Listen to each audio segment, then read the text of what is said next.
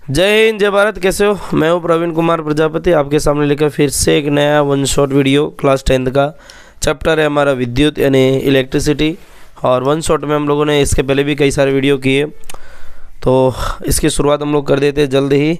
तो भाई क्या है चैप्टर के अंदर? चैप्टर है फिजिक्स का, है मतलब भौतिक विज्ञान का। विज्ञान के अंदर भी भौतिकी का एक भाग रहता है, तो उसका ये चैप्टर रहता है। स्टूडेंट्स को इस चैप्टर में थोड़ी बहुत समस्याएं रहती है। समस्या ये रहती है कि बच्चों को पसंद होते हैं बायोलॉजी वाले चैप्टर, और इन चैप्टरों से होती है थोड़ी नफरत। ठीक है, बायोलॉजी वाले क्यों पसंद होते हैं? क्योंकि उसको पढ़ के समझ के रट्टा लगाना पड़ता है, और ये जल्दी समझ में भी नहीं आते होते। तो समझेंगे क्या है विद्युत। विद्युत क्या है, यानी इसमें हम लोग वही समझेंगे जो आप सुन रहे हैं। जैसे कि आपके घर में इलेक्ट्रिसिटी आती है, आपके घर पे लाइट आती है, तो कई बच्चे होते हैं लाइट से खेलते हैं, तो सावधान हो जाएंगे, अब से नहीं खेलेंगे। क्यों? क्योंकि आपने देखो कभी ट्राई किया होगा, फुलझड़ियाँ होती, फुलझड़ियाँ जो दिवाली पे हम लोग लगाते हैं। दिवाली में से जो फुलझड़ी होती है जो हम लगाते हैं, उसमें से एक फुलझड़ी बच्चा कहीं से टूटी फूटी उठा के ले आता है, और दोनों वायर लेकर उस सॉकेट में लगा देता है, फिर बटन को क्लिक करके चालू करता है। फिर पता है क्या होता है? धड़ाम करके ब्लास्ट होता है। तो वहाँ पे दुर्घटना नहीं होती है। ठीक है, हो सकता है कि स्विच बंद हो जाए, ऐसा कई कई बच्चे ऐसे कारनामे जीवन में करते होते हैं। तो भाई साहब न करें नारायण, आप इससे बड़ा कारनामा करें उससे पहले समझेंगे कि विद्युत क्या है, विद्युत धारा क्या है, किस वजह से ये बहती है, कैसे इसको रोका जाता है। घर के अंदर हम लोग ऐसे अनेक प्रकार की चीज़ों का उपयोग करते हैं जिनमें विद्युत धारा आती है, और इनका यूज़ हम लोग भरपूर करते हैं। जैसे कि इस्त्री, जानते हो ना, इस्त्री यानी प्रेस मशीन। वो वाली इस्त्री नहीं, जो इस्त्री मूवी वाली इस्त्री नहीं, वो वाली इस्त्री जिससे आप कपड़े प्रेस करते हैं। वो गर्म होती है तभी उसका काम होता है, लेकिन पंखा भी जब चलता है तो आप नोटिस करोगे कि वो भी थोड़ा बहुत गर्म होता है। तो क्या वो जो पंखा गर्म होता है वो अच्छा है हमारे लिए या ख़राब है? या फिर जो इस्त्री गर्म होती है वो अच्छी है या ख़राब है? भाई इस्त्री गर्म होती है वो तो अच्छी है, पंखा गर्म होता है वो अच्छा नहीं होता है। पंखा गर्म क्यों होता है, इस्त्री गर्म क्यों होता है, हीटर होता है वो भी गर्म क्यों होता है? ठीक है। या फिर आप समझेंगे कि जो एक दिवाली की जो लड़ियाँ आती है जिसमें हम लोग जगमगाते हैं अपने घरों को, उसमें से एक दो बल्ब अगर टूट जाए, फूट जाए, तो बाकी पूरी की पूरी लड़ी ख़राब हो जाती है, या पूरी की पूरी जो लड़ी होती है वो बंद हो जाती है। ठीक है, लेकिन घर के अंदर ऐसा नहीं होता। अगर एक बल्ब अब तुम्हारा ख़राब हो जाए या एक स्विच ख़राब हो जाए, तो दूसरे स्विचों से कोई लेना देना उसका नहीं होता है। क्यों नहीं होता है, किस लिए नहीं होता, हम लोग जानेंगे। ठीक है, सबसे पहला हमारा टॉपिक है भाई साहब, चैप्टर का नाम विद्युत और विद्युत धारा और परिपथ। ठीक है, विद्युत धारा और परिपथ। आप सोचेंगे कि भाई साहब ये कहाँ का मैप है? आपको दिख रहा है कुछ गुजराती और हिंदी में बड़े अडालज, गांधीनगर, शांतिग्राम यानी गुजरात का मैप है। अगर मैं किसी बच्चे को बोलूँ कि भाई साहब मैं कहाँ से कहाँ आया, कैसे गया, तो आजकल लोग मैप का भरपूर प्रयोग करते हैं। ठीक है, बोलेगा सर मैं यहाँ से गया, ऐसे ऐसे आया, इधर से होता हुआ ऐसे ऐसे आया, ये गया इस ढंग से। तो ये क्या है? ये मेरा रूट है, और रूट से क्या पता चलता है कि भाई मैं कहाँ से आया और कहाँ गया, ये मैप द्वारा मुझे पता चलता है। लेकिन घर के अंदर जो विद्युत धारा आती है, किस स्विच से आई, कहाँ गई। आप जब किसी घर में नई नई एंट्री लेते हो तो आप लोग बटन दबाकर चेक करते हो, एक बटन लगाते हो, अच्छा इससे पंखा चालू होता है, अच्छा इससे ये चालू होता है, अच्छा इससे वो चालू होता है, आप चेक करके पता करते हैं। लेकिन जनरली जब कोई इलेक्ट्रिशियन बनता है, जब बहुत बड़े पैमाने पर काम होता है, तो वो लोग क्या करते हैं? परिपथ बनाते हैं। घर का क्या बनाते हैं? परिपथ। परिपथ क्या होता है? वो विद्युत धारा का मैप होता है। जैसे ये हमारा इंसानों का मैप होता है, वो होता है विद्युत धारा का मैप। जैसे कि भाई साहब परिपथ में क्या होगा कि भाई इलेक्ट्रिशियन क्या करेंगे, यहाँ पे जोड़ देंगे बैटरी, और यहाँ से ले जाएंगे और बोलेंगे यहाँ पर अपने को क्या जोड़ना है, एक पंखा जोड़ना है। ठीक है, तो यहाँ पर एक पंखा यहाँ पे बल्ब जोड़ दिया, फिर यहाँ पर क्या जोड़ेंगे, एक पंखा जोड़ दिया। ठीक है, फिर यहाँ से क्या जोड़ना है, एक एसी जोड़ देनी है अपने को। ठीक है, फिर ऐसे वायरों को ले आएंगे, फिर लाकर मिला देंगे, फिर लाकर यहाँ पे लाकर जोड़ देंगे, यहाँ पे माइनस वाला सिरा। ठीक है, ये प्लस वाला सिरा, माइनस वाला, प्लस वाला, माइनस वाला, प्लस वाला, माइनस, और ये हो जाता प्लस। इस ढंग से ये जो परिपथ मैंने बनाया है, ये क्या दर्शाता है? ये दर्शाता है कि विद्युत धारा कहाँ से आई है और कहाँ गई है। तो एक मानचित्र है या एक मैप है। किसका मैप है ये? विद्युत धारा का मैप। और वही क्या कहलाता? हमारा परिपथ कहलाता है। परिपथ जानने से पहले हम लोगों को कुछ टर्म्स को समझना पड़ेगा, कुछ चीज़ों को, कुछ शब्दों को जानना पड़ेगा। ठीक है, वो अपने लोग जानते हैं।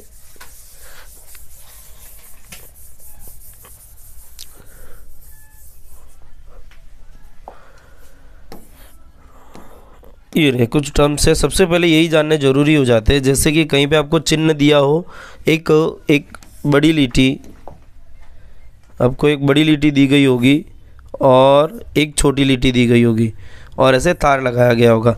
तो बड़ी लीटी का मतलब होता है प्लस सिरा और छोटी लीटी का मतलब होता है माइनस सिरा, ठीक है। और कभी भी किसी परिपथ के अंदर आपको ऐसे 1 और 2 तो दिए होंगे, लेकिन तीसरी लाइन नहीं दी होगी, या तो 2 होगी या 4 होगी या 6 होगी, ठीक है। इस एक बड़ी लीटी और एक छोटी लीटी का मतलब क्या होता है, ये है हमारा सेल है, क्या है, सेल है, एक क्या है, सेल है। और ऐसे बहुत सारे सेल बनाएंगे, जैसे कि एक बड़ी लीटी, एक छोटी लीटी, एक बड़ी लीटी, एक छोटी लीटी, एक बड़ी लीटी, एक छोटी लीटी, और इसको जोड़ देंगे। ये हमारा बड़ी लीटी वाला सिरा हो जाएगा धन और छोटी लीटी वाला सिरा जो हो जाएगा वो ऋण हो जाएगा। और बहुत सारे सेल मिलाकर हमारी बनती है बैटरी, क्या बनती है, बैटरी बन जाती है, ठीक है। और ये चिन्ह आपको यहाँ पर दिए गए, देख लो भाई, ये क्या है, विद्युत सेल है और ये बैटरी या सेल का संयोजन, यानी बहुत सारे सेल अपने जोड़कर एक बैटरी बना सकते हैं। फिर यहाँ पर दी है अपने को कुंजी यानी की दी है, ठीक है। कुंजी यानी आपके घर पे एक बटन होता है, स्विच होता है, ठीक है। आप अपने स्विच हूबहू तो नहीं बना सकते, तो वो लोग क्या करते हैं, यहाँ पर जैसे कि ये वायर है, ठीक है, ये बड़ी लीटी, ये छोटी लीटी, बड़ी लीटी, छोटी लीटी, बड़ी लीटी और छोटी लीटी, ये प्लस सिरा और ये माइनस सिरा। तो यहाँ पर मुझे प्लग दर्शाना है या की दर्शानी है, तो मैं ऐसा दर्शाऊंगा और इधर लिख दूंगा की या कुंजी, ठीक है। तो ये मैंने क्या दर्शाया, कुंजी दर्शाई, इतने वाले भाग को क्या कहेंगे, कुंजी। फिलहाल ये कैसी है, खुली कुंजी है, यानी विद्युत धारा का वहन नहीं होता है। मैंने इस कुंजी को कर दिया यहाँ पर बंद, डॉट बता दिया, यानी अब विद्युत धारा का वहन इसमें होगा। अब मैं इसको आगे ले जाऊँगा, ठीक है, फिर आगे ले जाऊँगा, फिर मैं यहाँ पर क्या दर्शाऊँगा, एक बल्ब दर्शाऊँगा। तो मुझे बल्ब कैसे दर्शाना पड़ेगा, कुछ ऐसा, ये मैंने क्या दर्शा दिया, बल्ब दर्शा दिया। यहाँ पर आप देखोगे बल्ब को कुछ ऐसे ही दर्शाया गया, ये रहा हमारा विद्युत बल्ब भी यहाँ पर दर्शाया गया है। कुंजी यहाँ पर दिया ना, ये स्विच, और ये भी क्या है, स्विच। ये कैसा है, बंद, और ये कैसा है, खुली, ठीक है। ये क्या है, तारों की संधि है, ये तारों की संधि। तारों की संधि मतलब क्या होता है भाई, ये एक तार वायर आ रहा है, उसके बीच से मैंने दूसरा वायर यहाँ से ज्वाइन कर दिया, ठीक है। तो ये क्या कहलाएगा यहाँ पर, तार संधि। और इनमें से 1-2 कभी कभार परीक्षाओं में पूछ लिए जाते हैं। चलो ये एक तार है, मैंने दूसरा तार यहाँ से लाया लेकिन जोड़ा नहीं है, तो मैं ऊपर से लेकर गया हूँ, तो मैं ऐसे बताऊँगा इस पर से, ये तार संधि है। यहाँ पर तार संधि नहीं है, क्यों, क्योंकि यहाँ पर क्या दिया गया है, देख लो यहाँ पर तार क्रॉसिंग दिया बिना संधि के, ये क्या कहलाएगा, तार क्रॉसिंग, ये कहलाएगा तार क्रॉसिंग, यानी बिना संधि के, वो भी कैसा है, बिना संधि के।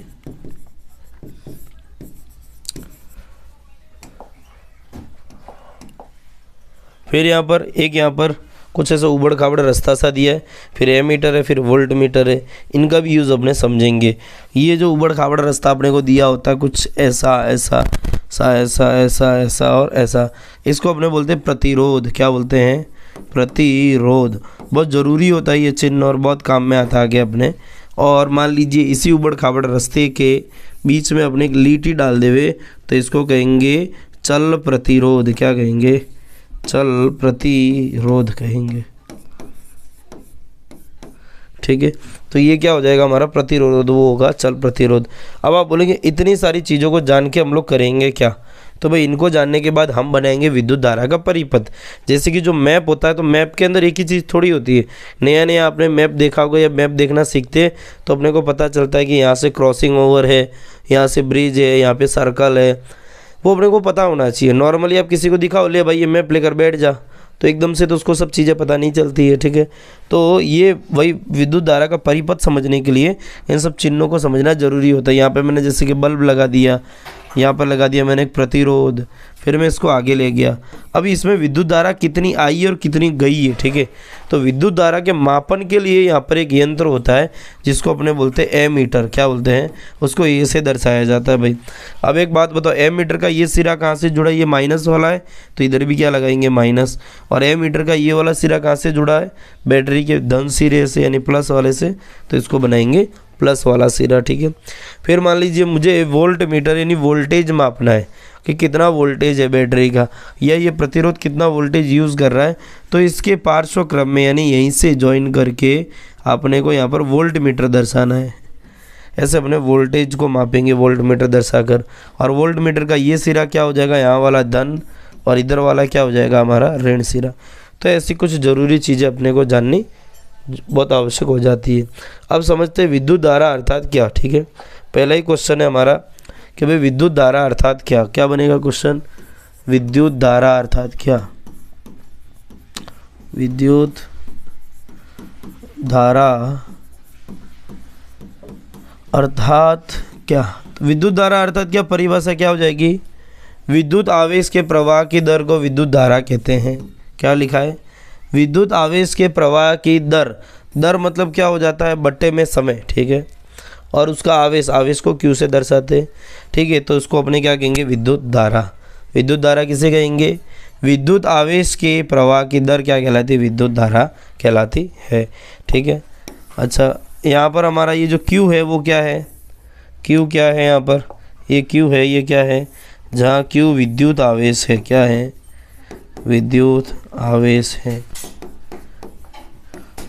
और इसका मात्रक क्या होता है, इसका मात्रक किसका, क्यू का, विद्युत आवेश का मात्रक, क्यू का मात्रक क्या होता है, वो होता है कूलम। क्या होता है, कूलम। ठीक है, अब अपने देखते हैं विद्युत धारा का मात्रक। तो विद्युत धारा का मात्रक क्या होता है, एम्पियर होता है। किसकी याद में, आंद्रे मेरी एम्पियर की याद में रखा गया है। ठीक है, अन्य मात्रक क्या है विद्युत धारा के, अन्य मात्रकों में एक, जैसे कि मैंने मात्रक लिखा 1 एम्पियर बराबर खाली जगह माइक्रो एम्पियर, इसको कहेंगे अपने माइक्रो एम्पियर। बुक में ही दिए, हमारे को बुक में दिया गया है माइक्रो एम्पियर। तो इधर माइक्रो की जगह क्या लगेंगे, खाली जगह में 10⁻⁻⁶, और 1 मिली एम्पियर बराबर कितना एम्पियर होगा, 1 मिनट,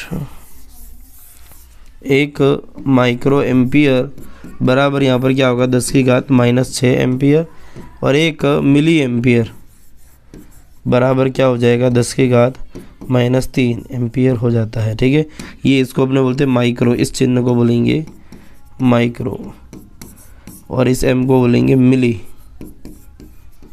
ठीक है, 1 मिली एम्पियर बराबर 10⁻³ एम्पियर हो जाता है। चलिए, बुक्स के कुछ टर्म्स है, कुछ वर्ड से, कुछ लाइनें पढ़ लेते हैं। विद्युत आवेश का मात्रक क्या होता है, यहाँ पर कूलम है। कुछ खाली जगहों में पूछी जा सकती चीज़ें, लगभग 6 × 10⁻18 इलेक्ट्रॉन में समय आवेश के तुल्य होता है। यानी 1 कूलम किसे कहेंगे, 1 कूलम किसे कहेंगे, तो इतने इलेक्ट्रॉन लेंगे, उसका आवेश क्या कहलाता है, 1 कूलम कहलाता है। 1 कूलम में कितने इलेक्ट्रॉन होते हैं, तो 6 × 10⁻18 इलेक्ट्रॉन होंगे। अब यहाँ पर दिया है, हम जानते हैं कि इलेक्ट्रॉन पर आवेश कितना होगा, 1 इलेक्ट्रॉन पर आवेश होता है इतना, 1.6 × 10⁻⁻19। विद्युत धारा को एक मात्रक जिससे एम्पियर कहते हैं उसमें व्यक्त किया जाता है। तो विद्युत धारा का मात्रक क्या है, एम्पियर है, खाली जगहों में आ जाता है। ठीक है, इस मात्रक का नाम आंद्रे मेरी एम्पियर नाम के फ्रांसीसी वैज्ञानिक के नाम पर रखा गया, हम जानते हैं पहले से। प्रति सेकंड कूलम की आवेश दर प्रवाह से होती है, अर्थात 1 एम्पियर बराबर, अच्छा 1 एम्पियर किसे कहेंगे, तो 1 कूलम बटे में 1 सेकंड। अन्य परिमाण की विद्युत धारा को मिली एम्पियर में मापा जा सकता है, 10⁻³ या माइक्रो एम्पियर बराबर कितना होगा, 10⁻⁻6 एम्पियर होगा। ये हम लोगों ने अभी अभी पढ़ा है। ठीक है, परिपथों की विद्युत धारा को मापने के लिए जिस यंत्र का उपयोग करते हैं उससे क्या कहते हैं, एमीटर कहते हैं। ये क्या दिया देख लो, ये क्या है, एमीटर। ये क्या मापता है, विद्युत धारा का मापन करता है यहाँ पर। ठीक है, अच्छा, और इसमें क्या बताना है, ऐसा है, हाँ, आपको कोई बोले कि 1 एम्पियर को परिभाषित करो। ठीक है, तो 1 एम्पियर को परिभाषित कैसे करेंगे। ठीक है, आगे क्वेश्चन में दिया है कि 1 एम्पियर किसे कहेंगे। ठीक है, अपने को आंसर देना है। तो आई बराबर क्या होता है, Q बटे में T। अब सोचो ये 1 कब आएगा, जब इसका मान भी 1 होगा और इसका मान भी 1 होगा।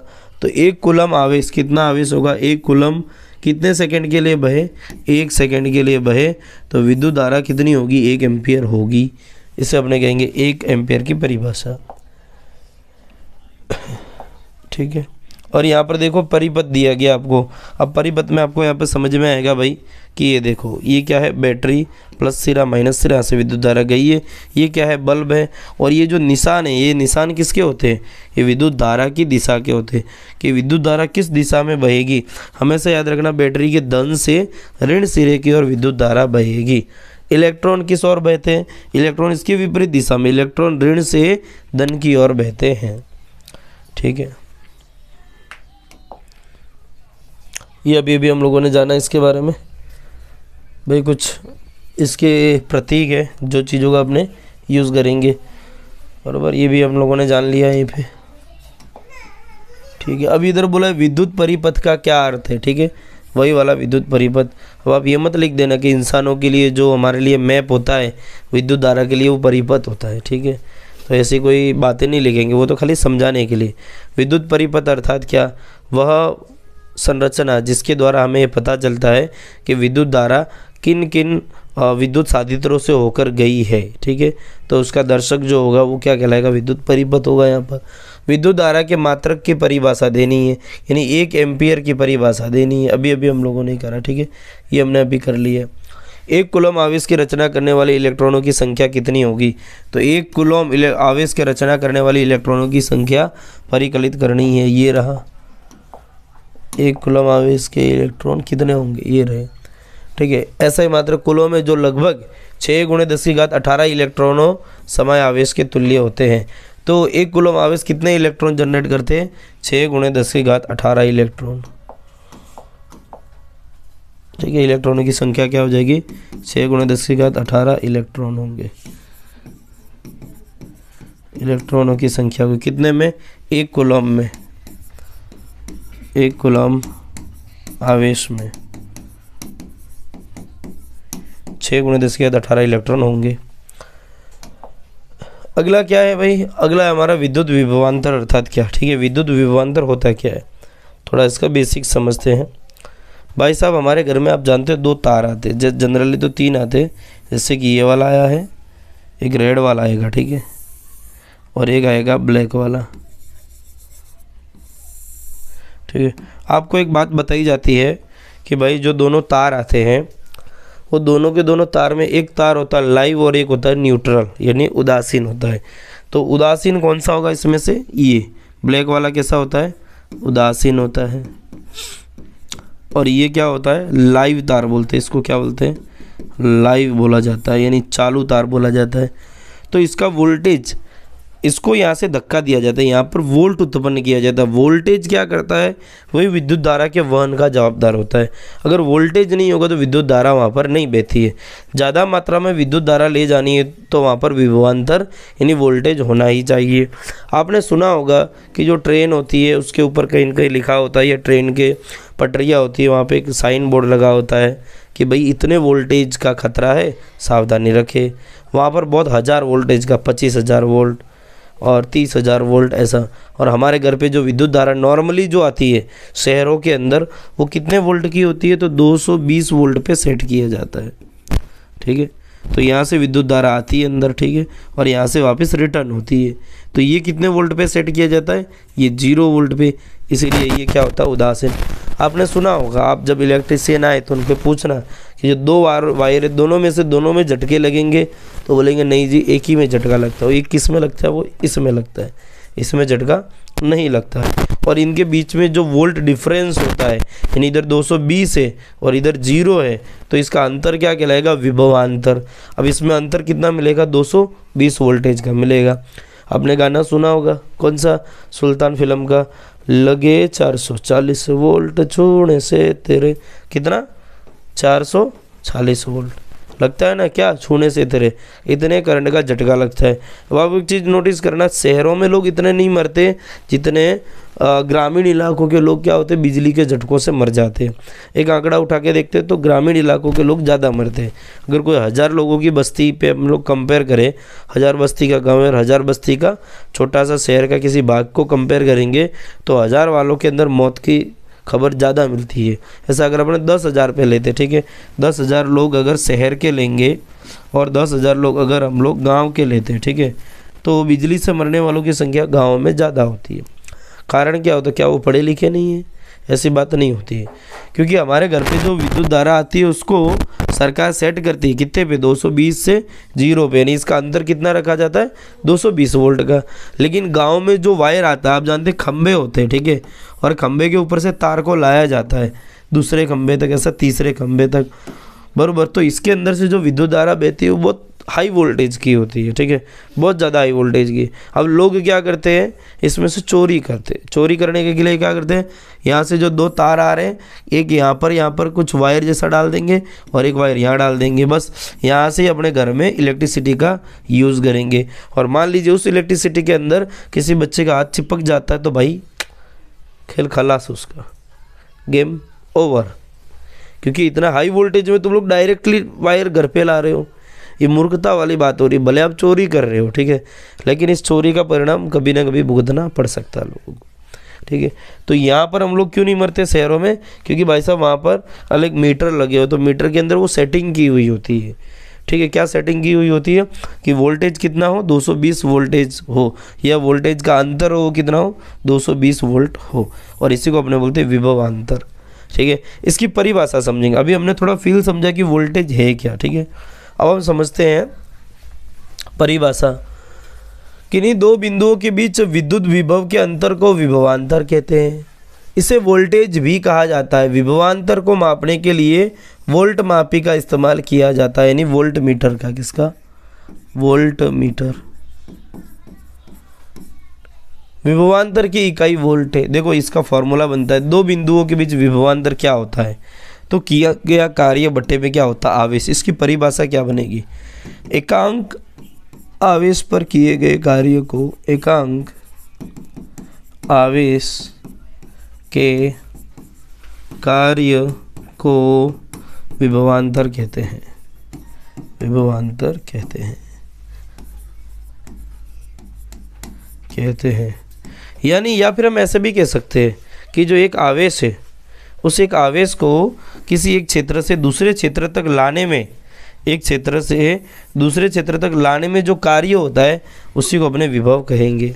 इसके लिए वोल्टेज का सूत्र क्या बनता है, फिर V बराबर क्या बनता है, W बटे में Q। यहाँ पर फॉर्मूला बन जाता है। एनसीईआरटी वाले ऐसे आड़ी लाइन करके दर्शाते हैं। विभवांतर का ऐसा ही मात्रक क्या है, क्या हो बेटा, ठीक है। विभवांतर का ऐसा ही मात्रक क्या है, वोल्ट है, जिसे इटली के भौतिक विज्ञानी आलेसेंद्रो वोल्टा के नाम पर रखा गया है। सोचो ये आदमी कब जिया होगा, कब मरा होगा, ठीक है, आलेसेंद्रो वोल्टा। ये साहब जी ने अपना जीवन खपा दिया किस चीज़ में, कुछ खोज करने में, कुछ नया बनाने में। और तुम लोग क्या करते हो, हमारे लोग जैसे लोग क्या करते हैं, सुबह उठते हैं, खाते हैं, पीते हैं, फ़ोन चलाते हैं, जाते हैं, फालतू की बकवास करते हैं, फिर भाई और बहन से मिलते हैं, किसी से सहेलियों से मिलते हैं, मित्र बंधुओं से मिलते हैं, घर पे आते हैं, सो जाते हैं। बोलेंगे सर एक कार्य और रह गया है, सुबह उठ के वो भी तो करना होता है, खाया तो बाहर भी तो निकलेगा, ये भी करते हैं, ठीक है। और क्या करते हैं हम लोग, थोड़ी बहुत पढ़ाई कर लेते हैं। हमारे और जानवरों में क्या अंतर है बेटा, उठते हैं, खाते हैं, पीते हैं, सोते हैं, ये भी करते हैं और वो भी ये करते हैं। तो ये लोगों ने कुछ स्पेशल किया, किन लोगों ने, आलेसेंद्रो वोल्टा जैसे लोगों ने कुछ स्पेशल किया। क्या स्पेशल किया, अपना जीवन लगाया किन चीज़ों में, कुछ चीज़ें खोज करने में, कुछ नई चीज़ों को जानने में। तो लोग इनको अभी तक याद करते हैं। मैं गारंटी से कहता हूँ आपको शायद ही 1000 बच्चों में से शायद ही किसी को पता होगा कि आपके 7वीं पीढ़ी का नाम क्या है। जैसे कि मेरा नाम प्रवीण, मेरे फादर का नाम X, मेरे दादा का नाम Y, और ऐसा करके कितने तक होना चाहिए, वो 4 पीढ़ी तक तो नॉर्मली कोई बता, 7 पीढ़ी तक आपको पता है, नहीं पता होता है।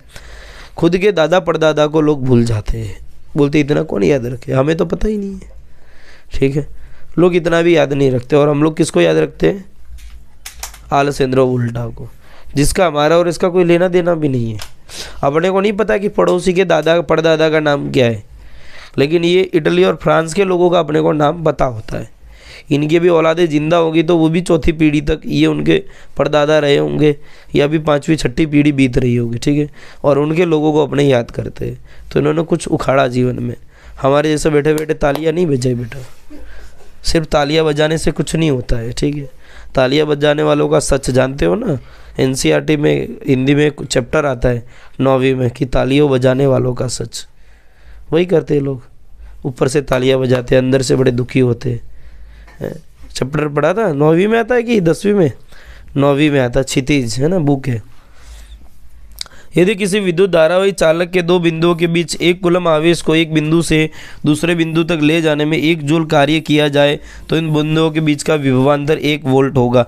अब आपको 1 वोल्ट की परिभाषा दे रहे हैं, ठीक है। जैसे कि 1 कूलम आवेश को, ठीक है, एक बिंदु से दूसरे बिंदु तक ले जाने में 1 जूल जितना कार्य करना पड़े तो उस वोल्ट को क्या बोलेंगे, 1 वोल्ट कहेंगे। जैसे कि एक आवेश है, कोई भी एक आवेश है, कितना है, 1 कूलम है, ये यहाँ से इस बिंदु से यहाँ ले जाने में मान लीजिए जो कार्य करना पड़ रहा है वर्क बराबर कितना, 1 जूल। अब बोलोगे सर जूल क्या है, ये भी साइंटिस्ट की अटक है, जूल, ठीक है। तो ये कार्य का मात्रक 1 जूल, ठीक है। तो 1 कूलम आवेश को किसी बिंदु से दूसरे बिंदु तक ले जाने में जो कार्य करना पड़ेगा 1 जूल अगर कार्य होता है तो उससे अपने क्या कहेंगे, यहाँ पर 1 वोल्ट कहेंगे। आपको 1 वोल्ट की परिभाषा यहाँ पर दी गई है, ठीक है। विभवांतर की माप एक यंत्र द्वारा की जाती है जिसे हम वोल्ट मीटर कहते हैं। किससे की जाती है, वोल्ट मीटर। वोल्ट मीटर को सदैव उन बिंदुओं के पार्श्व क्रम में संयोजित करते हैं जिनके बीच विभवांतर मापना हो। तो ध्यान रखना है कि वोल्टेज को या वोल्ट मीटर को कैसे संयोजित किया जाता है, पार्श्व क्रम में। पार्श्व क्रम क्या होता है आप आगे जाकर समझेंगे। पार्श्व मतलब साइड में। जैसे कि यहाँ पर एक बल्ब है, ठीक है, ये जो बल्ब है इसका वोल्टेज कितना है, ठीक है, मुझे अगर मापना है तो मैं इस सिरे पर और इस सिरे पर मैं मापूंगा, ठीक है, ज्वाइन करूंगा किसको, वोल्ट मीटर को, ठीक, ये वोल्ट मीटर, ना कि आगे। मैं इधर ज्वाइन नहीं कर सकता, इधर कहीं पे भी, इधर इधर यहाँ पर कहीं पे भी ज्वाइन नहीं कर सकता। मेरे को वोल्ट मीटर कहाँ लगाना पड़ेगा, इसके पार्श्व में। पार्श्व मतलब क्या है, तो समांतर क्रम में, ठीक है। और जबकि ए मीटर जो होता है वो श्रेणी क्रम में जोड़ा। ए मीटर आप यहाँ जोड़ सकते हैं, आप ए मीटर यहाँ पे भी जोड़ सकते हैं, आप ए मीटर यहाँ पर भी जोड़ सकते हैं, ठीक है। लेकिन वोल्ट मीटर को कहाँ जोड़ा जाता है, हमेशा पार्श्व क्रम यानी समांतर क्रम में ही जोड़ा जाता है, जिस चीज़ों का जिसका वोल्टेज मापना होता है। चलिए भाई, ये था वोल्टेज वाली कहानियाँ। अब क्या आ रही है, ओम का नियम। ओम भाई साहब क्या कहते थे, ओम भाई साहब ने एक प्रयोग किया था, ठीक है। उन्होंने प्रयोग किया, उन लोगों ने देखा कि किसी चालक से गुजरने वाली विद्युत धारा उस चालक के सिरों पर लगाए गए विभवांतर के समानुपाती होती है, ठीक है। कोई चालक है, उधर से कितनी विद्युत धारा जाएगी, जितना उधर वोल्टेज लगाया गया होगा। भाई जब ट्रेन के ऊपर जो तार लगे होते हैं वहाँ लिखा है 25,000 वोल्ट लिखा है, तो वोल्टेज ज़्यादा मतलब वहाँ विद्युत धारा भी क्या होगी, ज़्यादा होगी।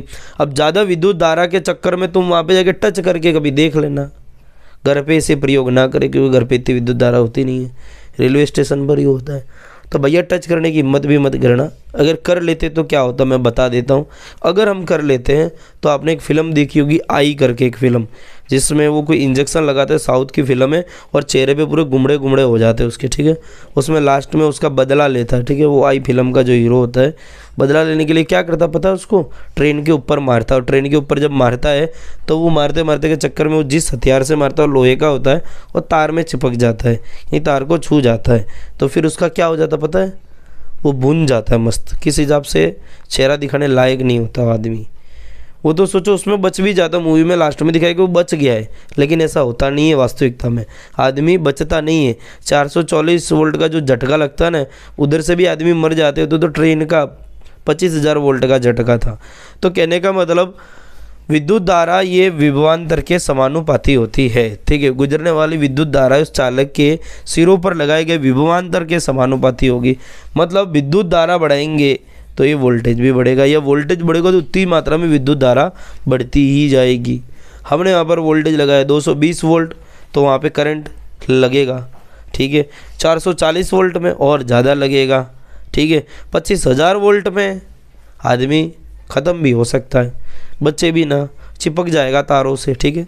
क्यों चिपकता है इसका रीज़न भी अपने नेक्स्ट चैप्टर में जानेंगे, क्योंकि वहाँ पे चुंबकीय प्रभाव होता है, ठीक है। तो इस वजह से क्या कहेंगे, समानुपाती का मतलब क्या होता है, V प्रोपोर्शनल I, मतलब V समानुपाती I, ठीक है। ऐसे अपने दर्शाया जाता है समानुपाती के चिन्ह को, ठीक है। फिर यहाँ पर मैं इसका रफ वर्क यहाँ पे कर देता हूँ। V प्रोपोर्शनल क्या होता है भाइयों, I होता है। जब प्रोपोर्शनल का चिन्ह हटाना होता है तो मुझे यहाँ पर कोई ना कोई नियतांक लगाना पड़ता है, और यहाँ पे नियतांक क्या आता है, R, और यहाँ पे I पहले से रहता है। जहाँ पर ये R क्या है, R एक नियतांक है, क्या है, और इसी को अपने क्या कहते हैं, प्रतिरोध कहते हैं, ठीक है। और ये आई इसके बट्टे में ला सकते हैं, तो v बट्टे में आई बराबर क्या हो जाएगा यहाँ पर r होगा। क्या होगा r, या फिर इसको अपने नियतांक भी बोल सकते हैं। ठीक है, क्या है ये कौन सा नियतांक है? प्रतिरोध है। ये क्या है? प्रतिरोध है। ठीक है, और ये प्रतिरोध क्या है भाई? प्रतिरोध हर एक चालक का गुण होता है। ठीक है, जैसे कि हर रोड पे खड्डे तो होंगे ही, ऐसे हर तार के अंदर प्रतिरोध तो हो गई, जो क्या करता है, रोड के ऊपर जो खड्डे वो क्या करेंगे, गाड़ी को रोकने का काम करते हैं। या बम्पर आपने देखे हो, जैसे कि ये सड़क है और इसके ऊपर ऐसे ऐसे ऐसे ऐसे कोई बम्पर बने होते, फिर आगे रोड होती है। या कहीं पे बड़ा सा बम्पर भी होता है, ऐसा ऐसा, बरोबर। और कोई मुन्ना एकदम स्पीड में यहाँ से गाड़ी लेके आ रहा है, वाम करके गाड़ी ऊपर उड़ जाती है, मस्त उड़ जाती है। ठीक है, पीछे बैठी हुई मम्मी होती है भाई, छपरी लोग होते हैं, नॉर्मली वो अकेले गाड़ी चलाते हैं, लेकिन किसी दिन मम्मी को लेके जा रहे तो भाई साहब उसको ध्यान में तो होता नहीं है कि मम्मी बैठी है, बम बम करके ले जाते हैं और गाड़ी ऐसे उछलती है, गाड़ी उछल के जाती है, मम्मी ऊपर गाड़ी ऊपर। ठीक है, गाड़ी नीचे मम्मी ऊपर ही है, गाड़ी नीचे से बाहर मम्मी नीचे। ठीक है, मम्मी क्या आ जाती है? नीचे आ जाती है। किस वजह से आती है? इन बम्परों की वजह से आती है। इसको वैसे क्या बोला जाता है? स्पीड ब्रेकर, यानी स्पीड को रोकने वाला यंत्र।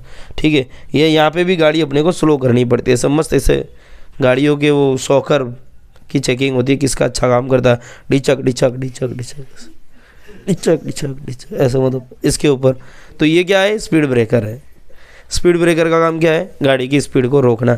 ऐसे ही हर जो तार होता है, जो रियल में हमारे वायर होते हैं, चालक तार होते हैं, उसके अंदर एक क्वालिटी होती है खुद की, वो क्या कहलाता है? प्रतिरोध। क्या होता है भाई साहब? प्रतिरोध। और प्रतिरोध को दर्शाते किससे हैं? ऐसे साइन से दर्शाते हैं। प्रतिरोध क्या करता है? विद्युत धारा को रोकता है। समझ में आई बात? यानी समझ लो विद्युत धारा क्या है? विद्युत धारा वही गाड़ी है जिस पर हम बैठ के जाते हैं। कौन जाता है? हम लोग बैठ के जाते हैं ना। इसी ढंग से वहाँ पे कौन बैठ के जाता है? आवेश बैठ के जाता है। चलिए भाई, तो यहाँ पर आर हमारा क्या है? एक नियतांक है, ये हर तार का एक गुण होता है। तो यहाँ पर क्या बोला देखो, v बट्टे आई बराबर क्या है? नियतांक है। नियतांक की जगह इन लोगों ने आर लिख दिया है, यानी v बट्टे में आई बराबर क्या लिखा? आर लिखा है। अब आई को इधर ले जाएंगे तो v बराबर क्या हो जाएगा? आई आर हो जाएगा। इसी को अपने क्या कहेंगे? इसी को बोलते हैं ओम का नियम बोला जाता है। हाँ, किसी दिए गए धातु के लिए दिए गए ताप पर आर एक नियतांक है जिसे तार का प्रतिरोध कहते हैं। ठीक है, किसी चालक का यह गुण है, वह अपने में प्रवाहित होने वाले आवेश के प्रवाह का विरोध करता है। ये क्या करता है? ये तार के अंदर जो आवेश वहाँ से जा रहा है उसको रोकने का काम करता है। प्रतिरोध का ऐसा ही मात्रक क्या है भाई साहब? ओम है। और इसको किसके याद में रखा गया है? ओम ही तो है। ठीक है, इसे ग्रीक भाषा के शब्द ओमेगा से निरूपित करते हैं। ओम के नियमानुसार v बटे में आई। अच्छा, अभी इनको बोलेंगे कि एक ओम किसे कहेंगे, ये भी यहाँ पर क्वेश्चन बन जाता है। अब इसका मात्रक, आर का मात्रक क्या दिया इन लोगों ने? ओम दिया। किसका मात्रक? इसका प्रतिरोध का मात्रक। जैसे कि किसी तार है, ठीक है, तार के अंदर प्रतिरोध होगा भाई, सब तारों का अलग अलग प्रतिरोध होता है। जैसे चांदी का तार है उसका प्रतिरोध अलग है, सोने के तार का प्रतिरोध अलग है, ठीक है, लोहे के तार का प्रतिरोध अलग है। तो जिसका ज़्यादा प्रतिरोध, यानी जिस रोड पे ज़्यादा स्पीड ब्रेकर, तो उस रोड पे गति धीमी हो जाएगी। तो जिसका ज़्यादा प्रतिरोध, वहाँ पर विद्युत धारा स्लो चलती है। ठीक है, वहाँ पर विद्युत धारा का वहन बहुत कम होता है, बराबर। तो सबसे ज़्यादा किसका प्रतिरोध है, सबसे कम किसका है? तो सबसे ज़्यादा उनका होता है प्रतिरोध जिसमें विद्युत धारा चालित ही नहीं हो सकती है। जैसे कि भाई साहब, जैसे कि हमारा प्लास्टिक का टुकड़ा, लकड़ी का टुकड़ा, क्या लकड़ी लेकर और वो स्विच जो होते हैं अपने घर के ऑन ऑफ वाले स्विच, उसके अंदर दोनों के अंदर दो लकड़ी के टुकड़े लगाओ और चालू बंद करो, कुछ होगा? कुछ नहीं होने वाला है, क्योंकि वहाँ पे क्या उसका प्रतिरोध बहुत ज़्यादा है, इन्फिनिटी के नज़दीक है, बहुत ज़्यादा है, अनंत जितना प्रतिरोध है। इतना ज़्यादा प्रतिरोध होने की वजह से क्या होगा, वहाँ से आवेश का प्रवाह ही नहीं होगा, और आवेश प्रवाहित नहीं होगा तो विद्युत धारा जनरेट नहीं होगी, विद्युत धारा जनरेट नहीं होगी तो क्या हमें झटका लगेगा? बिल्कुल नहीं लगेगा भाई, बिल्कुल नहीं लगेगा। लेकिन उसी की जगह अगर आप पेंसिल की अणी यानी नोक लेकर ये एक्सपेरिमेंट करेंगे तो झटका लगेगा, क्योंकि वो ग्रेफाइट है। या उसी की जगह 2 कील लेकर अपने करें प्रैक्टिस तो क्या होगा, बिल्कुल झटका लगेगा। उसी की जगह चांदी लेकर प्रयोग करें, ठीक है, तो और ज़्यादा बड़ा झटका लग सकता है, क्योंकि चांदी में प्रतिरोध बहुत कम होता है, ठीक है। अच्छा, यहाँ पे प्रतिरोध 2 प्रकार के थे, जैसे कि प्रतिरोध को मैं ऐसे दर्शा रहा हूँ, तो ये तो क्या मेरा प्रतिरोध है, क्या है, प्रतिरोध, इसको मैं ऐसे दर्शाता हूँ। लेकिन एक प्रतिरोध ऐसा है जिसमें मैंने इधर लीटी लगाई, तो इसको मैं क्या करूँगा, चल प्रतिरोध बोलूँगा। क्या बोलूँगा, चल प्रतिरोध। या मैं इसी को धारा नियंत्रक भी बोल सकता हूँ, क्या बोलूँगा, धारा नियंत्रक। भाई गति नियंत्रक कौन होते हैं, स्पीड ब्रेकर किसे कहते हैं, जो बीच में रोड में लगे, जितने ज़्यादा उतनी कम हो जाएगी। अगर मान लीजिए रोड पे मैं ऐसा सेट कर सकता हूँ कि कहीं पे मैंने 1 स्पीड ब्रेकर लगाया, कहीं पे 2 लगाया, कहीं पे 4 लगाया, और दिन ब दिन मैं उसको बदल सकता हूँ, तो कैसा हो जाएगा, चल प्रतिरोध के जैसा काम करेगा। मतलब ये तो फिक्स है कि इधर 2 ओम है, ठीक है, ये आर कितना है, 2 ओम है, तो ये फिक्स है, बदलने वाला नहीं है। लेकिन इधर फिक्स नहीं होता है, इधर हम प्रतिरोध घटा बढ़ा सकते हैं, ठीक है। 2 ओम है, 4 ओम करेंगे, 8 ओम करेंगे। अब बताओ, एक बार मैंने ओम 2 रखा और एक में 10 ओम रखा है, तो विद्युत धारा का सबसे ज़्यादा प्रवाह किस में होगा, 2 ओम वाले में होगा। जहाँ स्पीड ब्रेकर सबसे कम, वहाँ पे प्रवाह ज़्यादा होगा। भाई एक होता नेशनल हाईवे, एक होता गली का हाईवे, जिसमें छपरी लोग बोम बोम करके निकलते हैं। नेशनल हाईवे पे जब जाते तो क्या होता है, वहाँ पे स्पीड ब्रेकर बहुत कम होते, 100 किलोमीटर पे दिखाई नहीं देते स्पीड ब्रेकर, ठीक है, 50 किलोमीटर पे नहीं होते, क्योंकि वो नेशनल हाईवे है, ठीक है। और गली का जो प्रतिरोध, गली का जो रास्ता होता है, उसमें तो ये 50 मीटर पे, 10-20 मीटर पे, 100 मीटर पे स्पीड ब्रेकर लगा होता है। तो ऐसे सब अलग अलग प्रकार के तार होते हैं, बराबर। ये इनका फिक्स होता है और ये हम बदल भी सकते हैं, ठीक है। बदलने के लिए इसका एक बॉक्स आता है। चलिए, तो यहाँ पे वही वाली बात लिखी है, परिवर्ती प्रतिरोध कहते हैं, और इसे धारा नियंत्रक भी कहा जाता है। यही परिवर्ती प्रतिरोध और धारा नियंत्रक है यहाँ पर। अब लिखा है वह कारक जिन पर किसी चालक का प्रतिरोध निर्भर करता है। अब आप एक बात बताइए, मैंने 2 तार लिया है, एक मैंने जो चांदी का तार है वो इतना लंबा लिया है, ठीक है, एक मैंने चांदी का तार इतना लंबा ले लिया है, ठीक है, और एक मैंने चांदी का तार लिया है इतना मोटा। अब आप एक बात बताओ, सिंपल सी बात है भाई, सामान्य से यहाँ पर बात है, प्रतिरोध किसका ज़्यादा होगा, किसका कम होगा, क्या लंबाई और चौड़ाई पे निर्भर करता है? तो हम बोलेंगे भाई साहब बिल्कुल करता है। प्रतिरोध कब बढ़ेगा? अब एक बात बताओ, मैंने एक पानी के अंदर वायर डाल दिया, एक डोल है उसके अंदर एक वायर डाल दिया चालक, और एक दूसरी साइड से वायर निकाला, एक डोल है उसमें मैंने नमकीन पानी लिया, यानी वहाँ पे झटका लगना तय है, ठीक है। तो उसमें अपने उंगली करेंगे तो क्या होगा बेटा, झटका लगेगा। और वही अपने वायर एक बहुत बड़े तालाब के अंदर डाल देते हैं, एक सिरा इधर है और एक सिरा इधर है, तो क्या मेरे को तालाब के अंदर झटका लगेगा? क्या मेरे को तालाब के अंदर झटका लगेगा? सोचो भाई। या फिर एक बहुत बड़ी लंबी नदी है, आपको क्या लगता है जो गंगा नदी है, ठीक है, ये जो गंगा हमारी माता है, ठीक है, ये यहाँ से बहकर आ रही है, यहाँ तक आ रही है, ठीक है, बहुत लंबी है, मान लीजिए 100 किलोमीटर, इधर 0 किलोमीटर से मैं चालू करता हूँ और यहाँ पर कितना है 100 किलोमीटर तक मैं आगे आ गया, ये नदी है मेरी, ठीक है।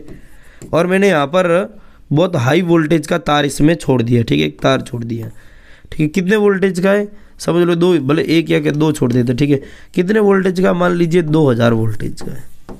तो भाई साहब इधर कोई पानी में डुबकी मारेगा, ये सिरे पे एक ए सिरा है और एक बी सिरा है, बताओ कौन सा वाला व्यक्ति के मरने के चांस ज़्यादा है, ए वाले के कि बी वाले के?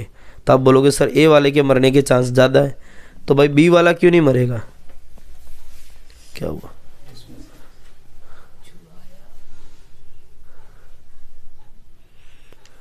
Over heating problem.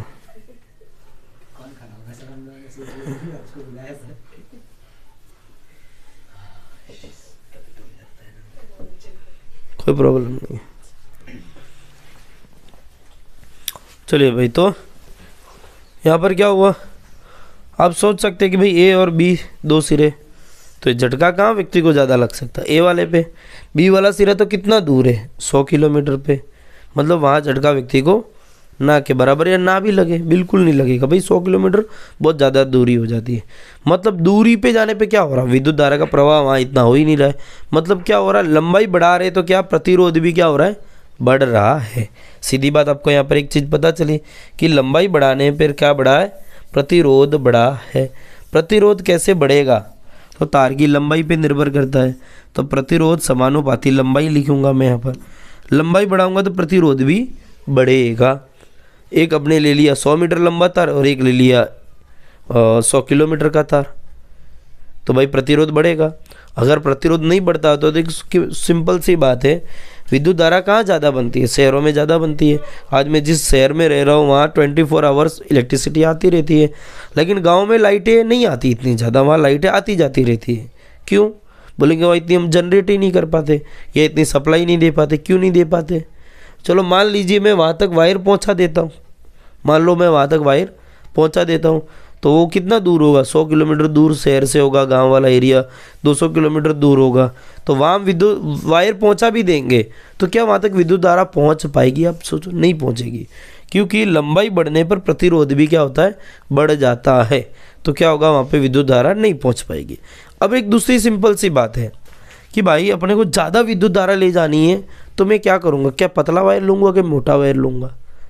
भाई ज़्यादा विद्युत धारा ले जानी है, ज़्यादा वोल्टेज की, अपने घर में छोटे छोटे तार आते रहेंगे, रेलवे स्टेशन पे देखे इतने मोटे मोटे तार होते कि नहीं होते। तो इससे क्या होगा भाई, ये वाला जो एरिया है, ये वाला जो भाग है, ये बढ़ा दिया है, इसको बोले अनुप्रस्थ काट का क्षेत्रफल।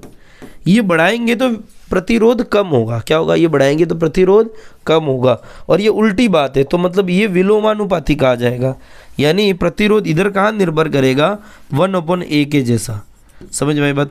अगर मैं एरिया बढ़ाऊंगा तो प्रतिरोध घटेगा, इसको बोलते हैं विलोमानुपाती। अगर इन दोनों को मिलाएंगे, यानी प्रतिरोध किन पर निर्भर करता है, लंबाई पर और अनुप्रस्थ काट के क्षेत्रफल पर निर्भर करता है। लंबाई बढ़ाएंगे तो प्रतिरोध बढ़ेगा, अनुप्रस्थ काट का क्षेत्रफल बढ़ाएंगे तो प्रतिरोध वहाँ कम होगा। ठीक है, तो इधर दोनों को मिलाएंगे, दोनों को मिलाने पर क्या बनता है, इन दोनों को मिलाएंगे तो दोनों को मिलाने पर ऐसा बन जाता है आगे जाकर R समानुपाती, ऊपर L है और L का गुणा 1 से हो जाएगा L और बट्टे में हो जाएगा A। तो R समानुपाती क्या हो जाएगा, L बट्टे में A हो जाएगा। ठीक है, समानुपाती का चिन्ह हटाते हैं तो क्या बन जाता है, R बराबर यहाँ पर तो इधर कोई ना कोई अचलांक लगेगा, स्थिरांक लगेगा, तो इधर मैं कहूँगा रो और L बट्टे में ये आ जाएगा A। अब इस सूत्र के अंदर भाई साहब क्या क्या है, तो R है प्रतिरोध, L क्या है तार की लंबाई, A क्या है तार के अनुप्रस्थ काट का क्षेत्रफल, और रो क्या है, रो एक नवी चीज़ आई है, इसको रो बोलते हैं, और इसको कहेंगे चालक की प्रतिरोधकता। क्या कहेंगे, चालक की प्रतिरोधकता कहेंगे। ठीक है, चलिए देखो यहाँ दिया ना, रो अनुपातिकता स्थिरांक है, यानी समानुपाती कह सके। ठीक है, और जिसे चालक के पदार्थ की क्या कहते हैं, विद्युत प्रतिरोधकता कहते हैं। इसका ऐसा ही मात्रक क्या होता है, ओम मीटर होता है। क्या होता है, ओम मीटर होता है। ठीक है, अच्छा ये जिसकी वैल्यू भाई साहब, अब ये बढ़ेगा तो ये भी बढ़ेगा, ये बढ़ेगा तो ये भी बढ़ेगा, लेकिन ये बढ़ेगा तो ये घटेगा। बट्टे वाली चीज़ें बढ़ती है तो जो ओवरऑल वैल्यू घटती है, ये हमें ध्यान रखना होता है। ठीक है, अब जिसकी प्रतिरोधकता ज़्यादा है उतना ही वो कमज़ोर चालक है। ठीक है, उतना ही वो क्या है, कमज़ोर चालक होता है। जैसे कि मैं आपको बताऊं, ये वाला एक सारणी अपने बुक की है। ठीक है, अभी यहाँ पे 3 तरीके की चीज़ें, एक है चालक, एक लिखा मिश्र धातु और एक लिखा विद्युत रोधी। विद्युत रोधी मतलब क्या, कांच है, डायमंड है, कागज है, कठोर कोई चीज़ें हैं, एबेनॉइड कोई टुकड़ा है। अब इनकी प्रतिरोधकता कितनी है, 10 की घात 10 से लेकर 10 की घात 14, 10 की घात 10 ओम मीटर, इतनी ज़्यादा प्रतिरोधकता है, मतलब उधर विद्युत धारा का वहन हो ही नहीं सकता है, ना के बराबर। ठीक है, तो सबसे कम किसकी दिख रही है यहाँ पर, सिल्वर। सिल्वर मतलब क्या है, चांदी। क्या है, चांदी। तो सबसे कम प्रतिरोधकता किसकी है, चांदी की। कितनी है, 1.6 गुणे 10 की घात -8, माइनस में 8 तक की कम है। ठीक है, मतलब बहुत कम है प्रतिरोधकता इसकी। भाई कम प्रतिरोधकता है तो वहाँ पर विद्युत धारा ज़्यादा बहेगी। ठीक है, तो हम लोग चांदी के तारों का उपयोग क्यों नहीं करते, कॉपर एल्यूमिनियम का हम लोग यूज़ करते हैं। भाई इतनी औकात ही नहीं है कि चांदी के तारों का यूज़ करें हम लोग, पहनने को बड़े मुश्किल से मिलते हैं, चांदी के तारों का प्रयोग कौन करेगा। ठीक है भाई, क्वेश्चन दिए गए, किसी चालक का प्रतिरोध किन कारकों पर निर्भर करता है, तो प्रतिरोध किन के ऊपर निर्भर करता है भाई साहब, लंबाई पर निर्भर करता है तार की, और उसके अनुप्रस्थ काट के क्षेत्रफल पर निर्भर करता है। समान पदार्थ के 2 तारों में यदि पतला तार तथा दूसरा तार मोटा हो तो किसमें विद्युत धारा आसानी से प्रवाहित होगी? भाई समान तार है, एक पतला तार है और दूसरा कैसा है? मोटा तार है। बताओ किसमें विद्युत धारा आसानी से प्रवाहित होगी? इसमें आसानी से होगी। ए वाले में ज़्यादा आसानी से होगी कि बी वाले में? तो बी वाले में आसानी से प्रवाहित होगी। गाड़ी कहाँ आसानी से चलेगी? पतले रोड पे या चौड़े रोड पे? भाई चौड़े रोड पे। ठीक है, विद्युत धारा का ऐसा ही कंसेप्ट है। तो ये अनुप्रस्थ काट का क्षेत्रफल बड़ा है तो प्रतिरोधकता घटेगी। यहाँ पर प्रतिरोधकता घटी यानी का वहाँ पर विद्युत धारा ज़्यादा बहेगी। ठीक है, बाकी आप इसमें से खुद कर सकते कुछ ना कुछ। प्रतिरोधकों के निकाय पर प्रतिरोध, प्रतिरोधकों का क्या? निकाय का प्रतिरोध। निकाय का प्रतिरोध समझ रहे? मतलब निकाय मतलब होता है सिस्टम। क्या होता है? सिस्टम। क्या बोलते हैं अपना? सिस्टम है भाई, सिस्टम। सिस्टम किसे कहते हैं? ग्रुप, उसको क्या कहेंगे? सिस्टम यानी निकाय। अभी निकाय यहाँ पर किस तरीके की? तो हमारी बुक में दो तरीके के निकाय दिया है। एक जो निकाय दिया है वो कैसा है? श्रेणी क्रम है, और एक कैसा है? पार्श्व क्रम है। श्रेणी क्रम में कुछ क्या किया जाता है? श्रेणी मतलब एक के बाद एक को जोड़ा जाता है। अब पार्श्व और श्रेणी में अंतर समझेंगे भाई साहब। श्रेणी का मतलब होता है सीरीज, एक और उसके पीछे ही दूसरा और उसके पीछे तीसरा, उसके पीछे चौथा, उसके पीछे पांचवा। तो ये कैसा क्रम है? श्रेणी क्रम है। पार्श्व क्रम किसे कहेंगे? साइड। पार्श्व का मतलब होता है साइड। तो एक दूसरे के साइड में ये वाला दूसरा, और यहाँ पे क्या है? तीसरा, यहाँ पे क्या है? चौथा। तो ये सभी को अगर मैं लेकर जोड़ दूँ एक जगह पे तो ये कौन सा क्रम संयोजन होगा? इसको अपने क्या बोलेंगे? पार्श्व क्रम बोलेंगे। और ये कैसा है? श्रेणी। तो तारों के दो तरीके के संयोजन के बारे में समझेंगे। ठीक है, पहला संयोजन कौन सा है? यहाँ पर क्या किया गया है? एक प्रतिरोध R1 है, दूसरा प्रतिरोध R2 है, तीसरा प्रतिरोध R3। अब वोल्ट मीटर को हमेशा अपने किस में जोड़ेंगे? पार्श्व क्रम में ही जोड़ सकते हैं। तो यहाँ पर देखो, इसके बाद यहाँ पर क्या लगाया गया है? वोल्ट मीटर लगाया गया है। ध्यान रखेंगे भाई कहाँ पर ऋण सिरा है और कहाँ पर धन सिरा है। तो ये धन सिरा कहाँ जुड़ा हुआ है? देखो बैटरी के धन सिरे से जुड़ा हुआ है। ठीक है, और ऋण सिरा कहाँ जुड़ा हुआ है? बैटरी के ऋण सिरे पर जुड़ा हुआ है। ए मीटर इस बार यहाँ लगा दिया। आप यहाँ पर भी लगा सकते हैं। मैं अगर यहाँ पर लगाना चाहूँ ए मीटर तो कुछ इस ढंग से बताऊँगा। बताओ यहाँ पर बैटरी का कौन सा सिरा ऋण है तो इधर मैं कर दूंगा ऋण, और ऊपर वाला क्या कर दूंगा? फिर धन कर दूंगा। यहाँ पर देखो ए मीटर के लिए ये वाला कौन सा सिरा है? धन। धन से धन जुड़ेगा, ऋण से ऋण वाला जुड़ेगा। यहाँ पर क्या लगा दी भाई साहब? कुंजी। ये कौन सा क्रम संयोजन है? प्रतिरोधकों का श्रेणी क्रम संयोजन। परिपथ दिखाया गया जिसमें R1, R2 तथा R3 प्रतिरोध के तीन प्रतिरोधकों को एक सिरे में दूसरा सिरा मिलाकर जोड़ा गया। एक सिरे से दूसरा सिरा क्या करके? मिलाकर जोड़ा गया। प्रतिरोधकों के इस संयोजन को क्या कहते हैं? श्रेणी क्रम संयोजन कहते हैं। अभी सिर्फ परिभाषा जान ले, फिर आगे इसका सूत्र भी सिद्ध करेंगे।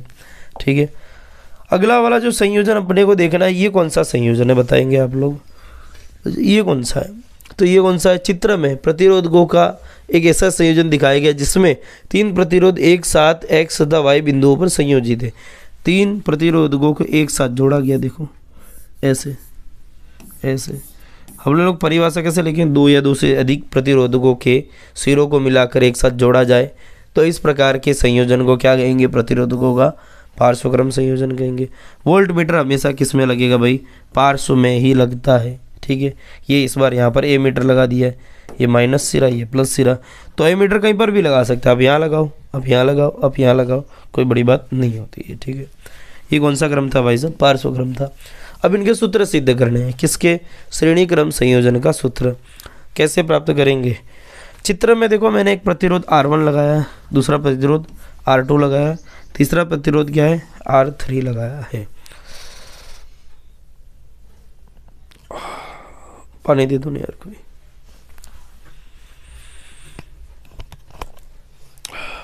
मैं रुक जाऊँ, वीडियो रोक लेता हूँ।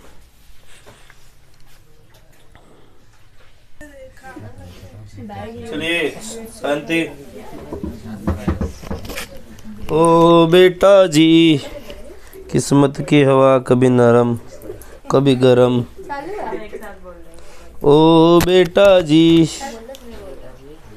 किस्मत की हवा कभी नरम नरम नरम। चलिए, तो भाई क्या था हमारा?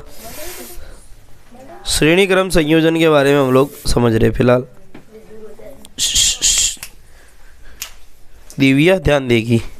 तो यहाँ पर आप देख रहे हो कि एक प्रतिरोध R1 है, दूसरा R2 है, तीसरा R3 है। तीनों को कैसे जोड़ा है भाई? एक के बाद एक, एक के बाद एक। किस क्रम में जोड़ा गया है? श्रेणी क्रम में संयोजित किया गया है। परिभाषा हम लोगों ने लास्ट टाइम समझ ली है। यहाँ पर मैंने एक वोल्ट मीटर जोड़ा है, इसका वोल्टेज कितना होगा? V1 होगा, इसका वोल्टेज कितना होगा? V2 होगा, इसका वोल्टेज कितना होगा? V3। तीनों का अलग अलग होगा, ठीक है। अगली बात, विद्युत धारा तो तीनों में सेम ही रहने वाली। इधर से आई गई है तो यहाँ से आई जाएगी, इसकी भी विद्युत धारा आई है, इसकी भी विद्युत धारा आई है, और इसकी भी विद्युत धारा क्या है? आई है। क्या हुई है? आई है। आप सीधी बात यहाँ पर देख सकते हैं, क्या देख सकते हैं? एक लाइन आप लिखेंगे यहाँ पर, 1 मिनट हो, यहाँ पे लिखा है? नहीं लिखे। चलिए, तो यहाँ पर मैं लिख रहा हूँ कि भाई 3 प्रतिरोध कितने, चित्र में दर्शाए अनुसार 3 प्रतिरोध कौन कौन से हैं? R1, R2 और R3 को श्रेणी क्रम में संयोजित किया गया है। कौन से क्रम में? श्रेणी क्रम में संयोजित किया गया है। संयोजित किया गया है। समझ में आई भाई बात? क्या किया? श्रेणी क्रम में संयोजित किया गया। अगली बात मैं यहाँ पर क्या लिखूँगा?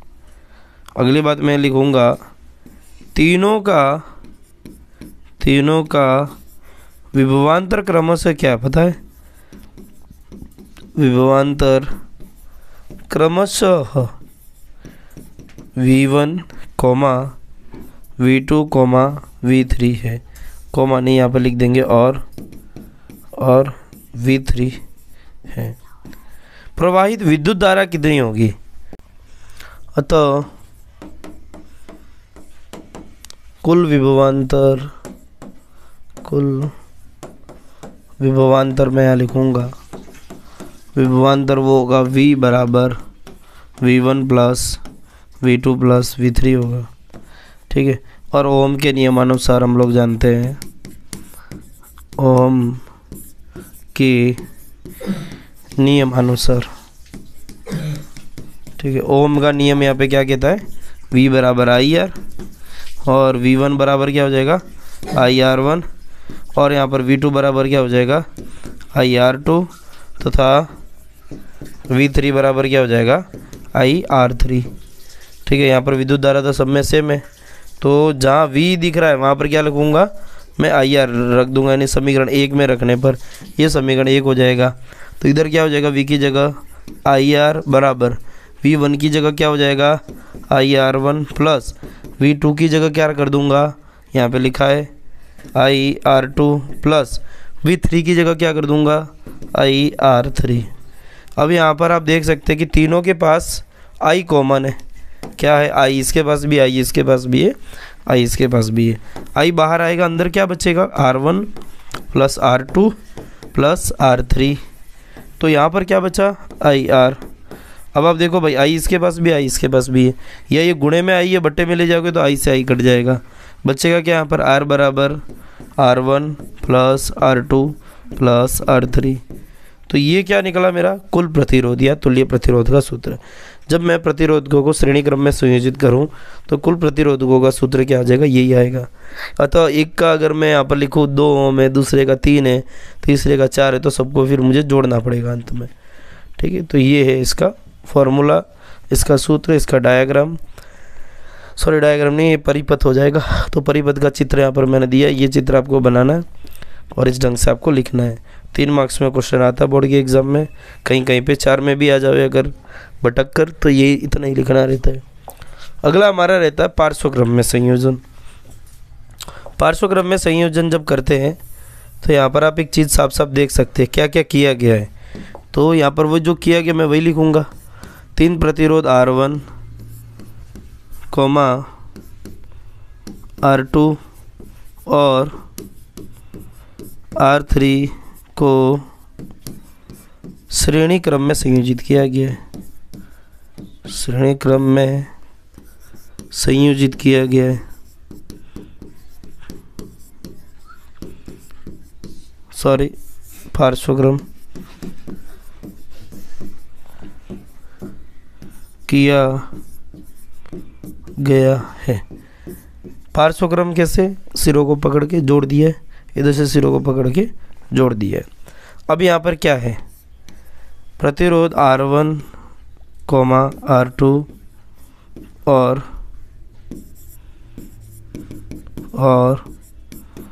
R3 में प्रवाहित विद्युत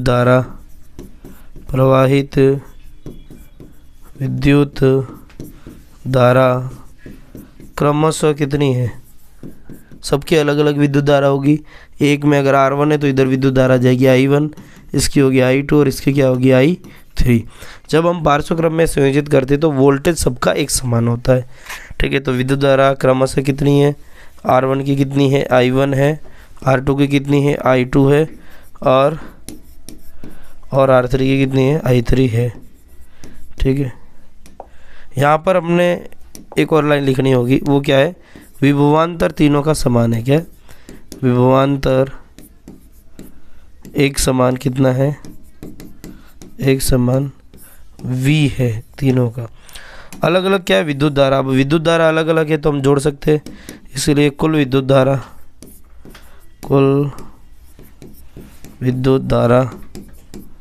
तो ये क्या हो जाएगी, I बराबर हो जाएगी I1 plus I2 plus I3। भाई ओम के नियम अनुसार क्या होगा, यहाँ पर भी कौन सा लगेगा, ओम का नियम। ओम की नियमानुसार V बराबर क्या होता है, IR होता है। मेरे को I चाहिए तो मैं क्या करूँगा, V के बट्टे में R ले आऊँगा, तो बराबर मुझे क्या मिलेगा, यहाँ पर I मिलेगा, ठीक है। अच्छा तो I1 बराबर क्या हो जाएगा, फिर अगर मुझे I1 निकालना है तो क्या करूँगा, तो I1 बराबर क्या हो जाएगा, तो ये क्या हो जाएगा V बट्टे में R1, कॉमा I2 बराबर क्या हो जाएगा, तो ये क्या हो जाएगा V बट्टे में R2। I3 बराबर क्या हो जाएगा, तो ये होगा V बट्टे में R3। ऐसा करके अपने को लिखना पड़ेगा। अब इन तीनों का मान समीकरण 1 में रख देते उठाकर, ये मेरा है समीकरण 1 और समीकरण 1 में तीनों का मान रख देंगे।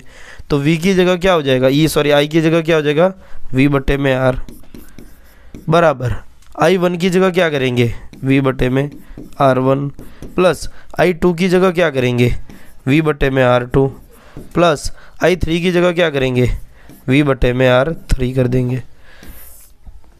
अब भैया देखो क्या है, कॉमन किसके पास है, इधर भी V, इधर भी V, इधर भी V बाहर ले आएंगे तो अंदर क्या बचेगा, जहाँ कुछ नहीं वहाँ 1 बचेगा, 1 बट्टे R1 प्लस इधर 1 बचेगा तो 1 बट्टे में R2 हो जाएगा, प्लस इधर 1 बचेगा तो इधर क्या हो जाएगा 1 बट्टे में R3 और इधर क्या होएगा V बट्टे में R।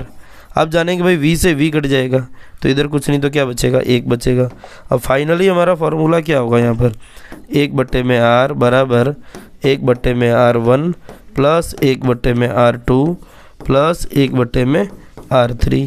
और ये क्या हमारा तुल्य प्रतिरोध का सूत्र है जब हम प्रतिरोधकों को पार्श्वक्रम में संयोजित करते हैं।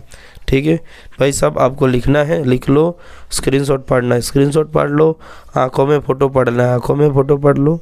देख लो भाई, एक ये वाला है और इसके बाद ये वाला है भाग, फिर इसके बाद ये वाला भाग। इस तरीके से हमारी ये थियरी हो जाती है ख़त्म। यहाँ पर फाइनली यहाँ पर क्या भाई साहब, फुलझड़ियाँ हैं, इनमें से 2-4 फुलझड़ियाँ ख़राब हो जाए तो पूरी सीरीज़ ख़राब हो जाती है, पूरी सीरीज़ काम करना बंद कर दी थी। क्यों? क्योंकि जो परिपथ अभी अभी हमने देखा था एक, ये कौन से क्रम का परिपथ है आप देख रहे हो, तो आपको दिखेगा भाई साहब, आप बोलोगे सर ये तो हमारा कौन सा क्रम है, श्रेणी क्रम है, ये प्लस और ये माइनस से ना, ये श्रेणी क्रम है। मान लीजिए मैं ऐसे तोड़ दूँ तो क्या हो जाएगा, परिपथ पूरा टूट जाएगा। तो श्रेणी क्रम में क्या हो जाता है, एक चीज़ काम करना बंद करे तो पूरी की पूरी वस्तुएं काम करना बंद कर देती है। और हमारे घर के फ्यूज़ को इसी क्रम में लगाया जाता है। घर का जो फ्यूज़ होता है, जानते हो फ्यूज़ होता है, फ्यूज़ क्या काम करता है, घर के जब ओवरलोडिंग हो जाती है, कुछ ज़्यादा ही अगर विद्युत धारा घर में आ जाए तो घर के यंत्रों को बचाने के लिए फ्यूज़ लगाया जाता है। वो ऑलरेडी सिस्टम में होता है, बाहर लगा होता है। पहले फ्यूज़ ज़्यादा होता था, अभी के टाइम क्या होता है वो MCB होती है, डायरेक्ट वो ऐसा अपने ऊपर करते हैं और जैसे लोड ज़्यादा तो नीचे आ जाती है, बस यही होता है। पहले क्या होता था, फ्यूज़ होता, तो फ्यूज़ जल जाता था, ठीक है। तो फ्यूज़ को भी ऐसे किया जाता है, मान लीजिए यहाँ मैंने फ्यूज़ लगा दिया, ठीक है, ये तार होता है बीच में, तो ये तार बड़ा कम क्वालिटी का होता है, ठीक है। थोड़ी सी ज़्यादा इलेक्ट्रिसिटी जाएगी तो ये जल जाता है, ठीक है। ये जल जाएगा तो विद्युत धारा यहाँ पर जाना बंद हो जाएगी। तो फ्यूज़ को किस क्रम में लगाया जाता है, श्रेणी क्रम में लगाया जाता है, ठीक है। कुछ ऐसी बातें यहाँ पर दी गई है, आपकी एनसीईआरटी की लाइन है, उसी में से फ्यूज़ वाली बात की गई है कि भाई श्रेणीबद्ध परिपथ में एक प्रमुख हानि ये होती है कि जब परिपथ का एक अवयव कार्य करना बंद कर देता है तो परिपथ टूट जाता है और परिपथ का अन्य कोई अवयव भी कार्य नहीं कर पाता है। जैसे कि फ्यूज़ अगर काम करना बंद कर देवे तो लाइट, पंखा वंखा सब काम करना बंद कर देता, बस एक चीज़ बंद हो जाएगी तो बाकी सब चीज़ें भी बंद हो जाएगी। अपने त्योहारों में, विवाह उत्सवों में, भवनों की सजावट में बल्बों की सजावटी लड़ियों का उपयोग करते देखा होगा, ठीक है। और खराबी वाले स्थान को ढूंढने में काफ़ी समय लग जाता है। जब जो लड़ियाँ आती, महंगी महंगी लड़ियाँ, तुम तो सस्ते वाली ले आते हो, 100-150 वाली महंगी होती है, उसमें से अगर एक बल्ब ख़राब हो जाता है तो ढूंढने में बेचारे को समस्या हो जाती है कि कौन सा ख़राब है, क्योंकि ख़राब वाला जब तक ठीक नहीं किया जाएगा तो तब तक बाकी भी नहीं चलेंगे, ऐसा हो जाता है, ठीक है। साथ ही आप लोगों ने फ्यूज़ बल्बों को ढूंढने में सभी बल्बों की जाँच करता है, खराब बल्बों को बदलता है। इसके विपरीत पार्श्व क्रम में विद्युत धारा विभिन्न विद्युत साधित्रों को विभाजित हो जाती है। पार्श्व परिपथ में कुल प्रतिरोध समीकरण के अनुसार घटता है। जैसे कि पार्श्व में अगर हम लोग पार्श्व क्रम में लगाते हैं, आपके घर के जितने भी यंत्र है, पंखा है, लाइट है, ये सब किस क्रम में लगे, ये सब पार्श्व क्रम में लगे। मान लीजिए एक परिपथ टूट जाता है तो दूसरे तो नहीं टूटेंगे ना। अब जब पार्श्व क्रम का हम लोगों ने यहाँ पर चित्र बनाया है ये वाला, ठीक है। आप एक चीज़ सोचो, यहाँ से एक तार काम करना बंद कर देवे, मान लीजिए ये काम बंद कर देवे, तो क्या ये दोनों काम करना बंद करेंगे? बिल्कुल नहीं, वो तो चालू ही रहेंगे। उसका तो परिपथ बना हुआ है ना, यहाँ से विद्युत धारा अलग जा रही है तो जाएगी, यहाँ से भी विद्युत धारा जा रही है ये भी जाएगी। तो अगर पंखा खराब हो जाए, पंखे वाले तार को अपने खुला छोड़ देवे, काट देवे, तो क्या बल्ब जलना बंद होगा? बिल्कुल नहीं। तो घर के बाकी जितने भी साधित्र है, साधित्र मतलब इलेक्ट्रिसिटी यूज़ करने वाले जो यंत्र है, वो सब किस क्रम में लगे होते हैं? वो पार्श्व क्रम में होते हैं। अब विद्युत धारा का तापीय प्रभाव समझते हैं। तापीय प्रभाव मतलब जहाँ से विद्युत धारा जाएगी वहाँ अपने को हीट यानी ऊष्मा मिलती है। क्या मिलती है? ऊष्मा मिलती है। तो वो ऊष्मा किस वजह से प्रकट होती है? ये मेनली हमारी जो प्रकट होती है वो प्रतिरोध की वजह से। जिस तार का प्रतिरोध जितना ज़्यादा वो उतना ही ज़्यादा गर्म होता है, ठीक है। जैसे कि इस्त्री में यूज़ होने वाला तार, या फिर हमारे जो हीटर होता है इलेक्ट्रिसिटी, या सर्दियों में अपने यूज़ किए होंगे वो कॉइल फॉर्म वाले ऐसे हीटर होते हैं, ऐसे ऐसे कुछ इस ढंग के, ठीक है। इसको पानी में डुबा देते हैं, ठीक है, तो ये गर्म हो जाते हैं और पानी को भी गर्म कर देते हैं, ठीक है। तो यहाँ पर क्या किया जाता है, यहाँ पे बहुत ज़्यादा अधिक मात्रा वाला यानी अधिक प्रतिरोध वाला तार यूज़ किया जाता है, और उस वजह से क्या होगा, ज़्यादा गर्म होगा, ज़्यादा गर्म होगा तो पानी गर्म हो जाएगा, ठीक है। तो ये इधर से अपने लोग समझेंगे कि विद्युत धारा का तापीय प्रभाव क्या है, ठीक है। विद्युत धारा का तापीय प्रभाव अपने को यहाँ पे लिख दिया गया है कि खर्च हुई ऊर्जा की कुछ भाग उपयोगी कार्य करने जिससे पंखों की पंखुड़ियों घुमाने में उपयोग हो जाता है। स्रोत की ऊर्जा का शेष भाग ऊष्मा को उत्पन्न करने में खर्च हो जाता है। जितनी भी इलेक्ट्रिसिटी आ रही है, जैसे कि ये पंखा है और पंखे में से जा रही है, ठीक है, तो पंखे की पंखुड़ियाँ है भाई सब, तो इस इलेक्ट्रिसिटी का काम क्या? पंखुड़ियों को घुमाना है। लेकिन फिर भी उनमें से कुछ ऐसी इलेक्ट्रिसिटी का कुछ भाग होगा, वो क्या करेगा, इस पंखे को गर्म कर देता है। तो क्या ज़रूरी है गर्म होना? बिल्कुल नहीं, लेकिन फिर भी गर्म तो होगा, क्योंकि हर तार का कुछ ना कुछ प्रतिरोध तो होता ही है, ठीक है। स्रोत की ऊर्जा का शेष भाग उस ऊष्मा को उत्पन्न करने में खर्च हो जाता है, जो साधित्रों के ताप में वृद्धि करता है। इसका प्रेक्षण प्राय हम अपने दैनिक जीवन में करते हैं। उदाहरण के लिए हम किसी विद्युत पंखे को निरंतर काफ़ी समय तक चलाते हैं तो वह गर्म हो जाता है। इसके विपरीत यदि विद्युत परिपथ विशुद्ध रूप से प्रतिरोधक है, अर्थात बैटरी से केवल प्रतिरोधकों का एक समूह संयोजित है, तो स्रोत की ऊर्जा निरंतर पूर्ण रूप से ऊष्मामय रूप में क्षयित होती है। मतलब अगर मान लीजिए कोई परिपथ है, वहाँ से मैंने ऐसे सिस्टम को जोड़ दिया वो जो बहुत अधिक प्रतिरोध वाला है, जैसे कि ये क्या है हमारा कॉइल, या फिर हम लोग कहेंगे वो हमारा हीटर है। तो इधर जितना भी है ना पूरा का पूरा हीटर वो प्रतिरोधकों का एक ग्रुप है, बहुत अधिक प्रतिरोध है वहाँ पर, ठीक है। तो इस वजह से पूरी की पूरी एनर्जी क्या किस में यूज़ होगी? इसको गर्म करने में, इसको गर्म करने में यूज़ होगी, ठीक है। इसका तापीय प्रभाव और इसे विद्युत धारा का हम क्या कहते हैं, तापीय प्रभाव कहते हैं। क्वेश्चन ये आता है कि विद्युत धारा का तापीय प्रभाव किसे कहते हैं। इस प्रभाव का उपयोग विद्युत हीटर में, विद्युत इस्त्री में जैसी युक्तियों में किया जाता है। इसका यूज़ कहाँ करते हैं, पंखे में तो फालतू इतना होना भी नहीं चाहिए, लेकिन इसका फ़ायदा कहाँ होता है, तो हीटर में और इस्त्रियों में, जब कपड़े अपने को प्रेस करने होते हैं उसमें। तो यहाँ पर फॉर्मूला आता है कि जो पावर है वो कितना यूज़ होता है। ठीक है, यहाँ पर पावर जो यूज़ होगा वो V × I के बराबर में होगा। V क्या है, विभवांतर, और I क्या है, यहाँ पर I क्या है, विद्युत धारा है। ठीक है, दूसरा यहाँ पर फॉर्मूला क्या बना दिया है, I बराबर क्या होता है, Q/T हो जाता है। यहाँ पर क्या हो जाता है, VQ/T, ये फॉर्मूला भी यहाँ पर बन जाता है। ठीक है, और यहीं पे ऊष्मा जो उत्पन्न होती है, तो ऊष्मा जो उत्पन्न होगी, इन लोगों का ऊष्मा का भी फॉर्मूला दिया है, H बराबर VI × T, और V की जगह I²R/T भी अपने लोग लिख सकते हैं। ठीक है, तो ये फार्मूला हो जाता है कि जितनी भी ऊष्मा वहाँ से जनरेट होगी, ऊष्मा मेनली कितनी जनरेट होती है, H बराबर, फार्मूला हम लोग ध्यान रखेंगे, H बराबर I² × RT। ठीक है, और इसी को अपने जूल का तापन नियम कहते हैं। मतलब कितनी ऊष्मा उत्सर्जित होगी, तो जितना ज़्यादा समय लगेगा उतनी ऊष्मा ज़्यादा जनरेट होगी। ठीक है, प्रतिरोध जितना ज़्यादा होगा उतनी ही ज़्यादा क्या होगी, ऊष्मा होगी, और विद्युत धारा जितनी ज़्यादा होगी उसके वर्ग के बराबर यहाँ पर क्या होगी, ऊष्मा जनरेट होगी। यानी अगर विद्युत धारा अपने 2 एम्पियर की कर रहे तो 2 का वर्ग क्या होगा, 4, तो डायरेक्ट 4 गुनी यहाँ पर ऊष्मा उत्पन्न हो जाएगी, और इसे अपने जूल का तापन नियम कहते हैं। जूल का तापन नियम की कुछ लाइनें यहाँ पे लिखी है, कई बार आ जाती है। क्या दिया है कि H बराबर फॉर्मूला हमारा बनता है I² R × T।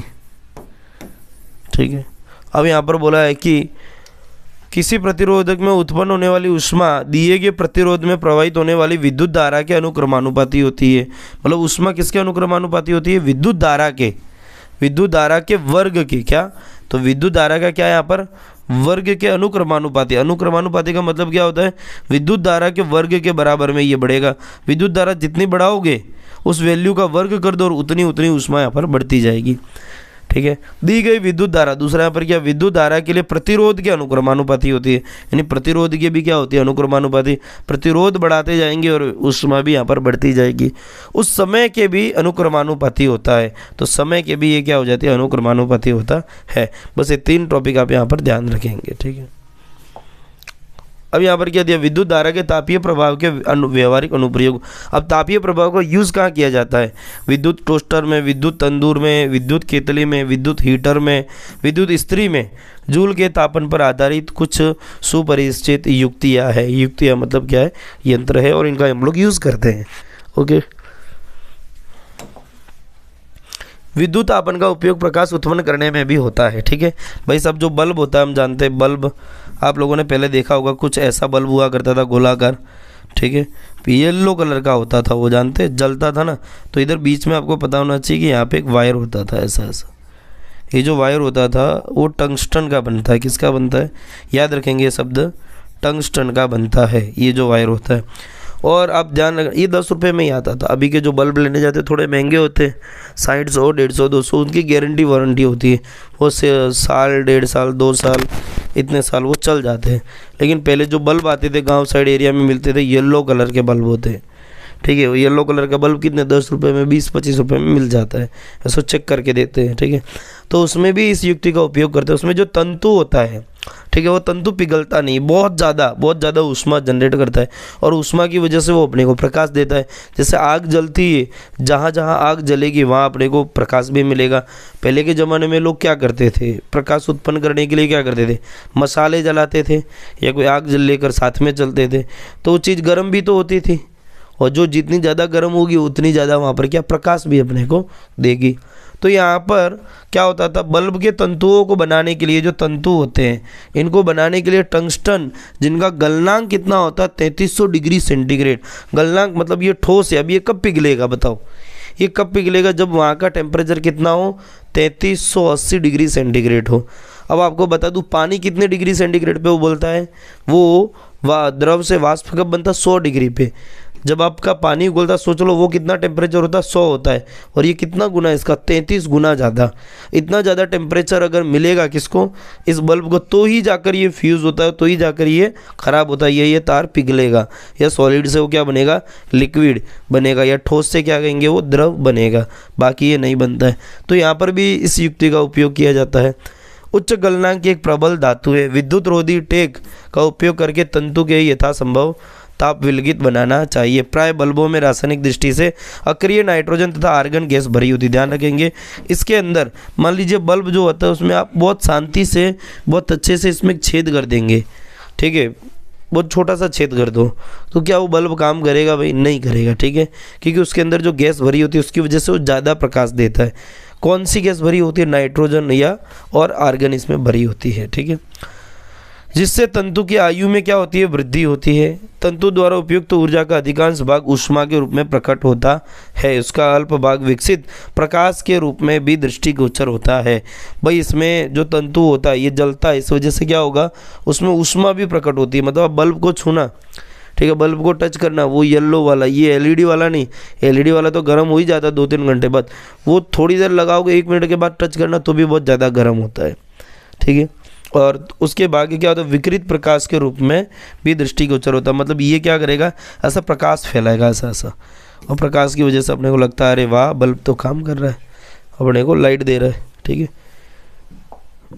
ये क्या, फ्यूज़ है। अच्छा, ये फ्यूज़ का चित्र में ले आया था इसी टॉपिक के लिए, वही लगता है अपने सिस्टम में, बाहर साइड पहले लगता था, अभी इतना नहीं लगता है। अभी छोटी छोटी चीज़ों में यूज़ होता है, जैसे कि टीवी है, मेरा ये एलईडी है, ठीक है, या फिर अपने कोई भी छोटे छोटे यंत्र इलेक्ट्रिक हो, उसमें ये छोटे छोटे फ्यूज़ आते हैं। अगर मान लीजिए ज़्यादा इलेक्ट्रिसिटी आ जाएगी तो सिस्टम ख़राब हो सकता है, इसके लिए क्या करते हैं, बीच में फ्यूज़ होता है। तो जब यहाँ से इलेक्ट्रिसिटी आएगी, ठीक है, तो मान लीजिए इसको यहाँ से जोड़ा है, यहाँ से इलेक्ट्रिसिटी आएगी और यहाँ से जाएगी, अगर बहुत ओवरलोड हो जाती है तो ये वाला तार पिघल जाता है अंदर का, ठीक है, और ये पिघल के क्या होगा, तो परिपथ को तोड़ देगा, परिपथ को तोड़ देगा तो आगे विद्युत धारा नहीं जा पाएगी। अब आगे विद्युत धारा नहीं जाने से फ़ायदा क्या है? फ़ायदा ये होगा कि वो आगे का हमारा यंत्र है, लाखों का हो सकता है, हज़ारों सौ का हो सकता है, वो जलेगा नहीं या ख़राब नहीं होगा, ठीक है। बाकी तो फ्यूज़ तो सस्ते में आता, वापस अपने डाल सकते लाकर, ठीक है। फ्यूज़ को युक्ति के साथ श्रेणी क्रम में संयोजित करते हैं, ध्यान रखेंगे। फ्यूज़ जो है उसको कैसे सेट किया जाता है, श्रेणी क्रम में, ताकि फ्यूज़ पिघलेगा तो पूरा सिस्टम ही क्या हो जाएगा, बंद हो जाता है, ठीक है। अच्छा, किसका बना होता है भाई fuse? Aluminium, copper, iron, lead, परिपथ में किसी निर्दिष्ट मान से अधिक मान की। अच्छा, इसमें नहीं दिया ना,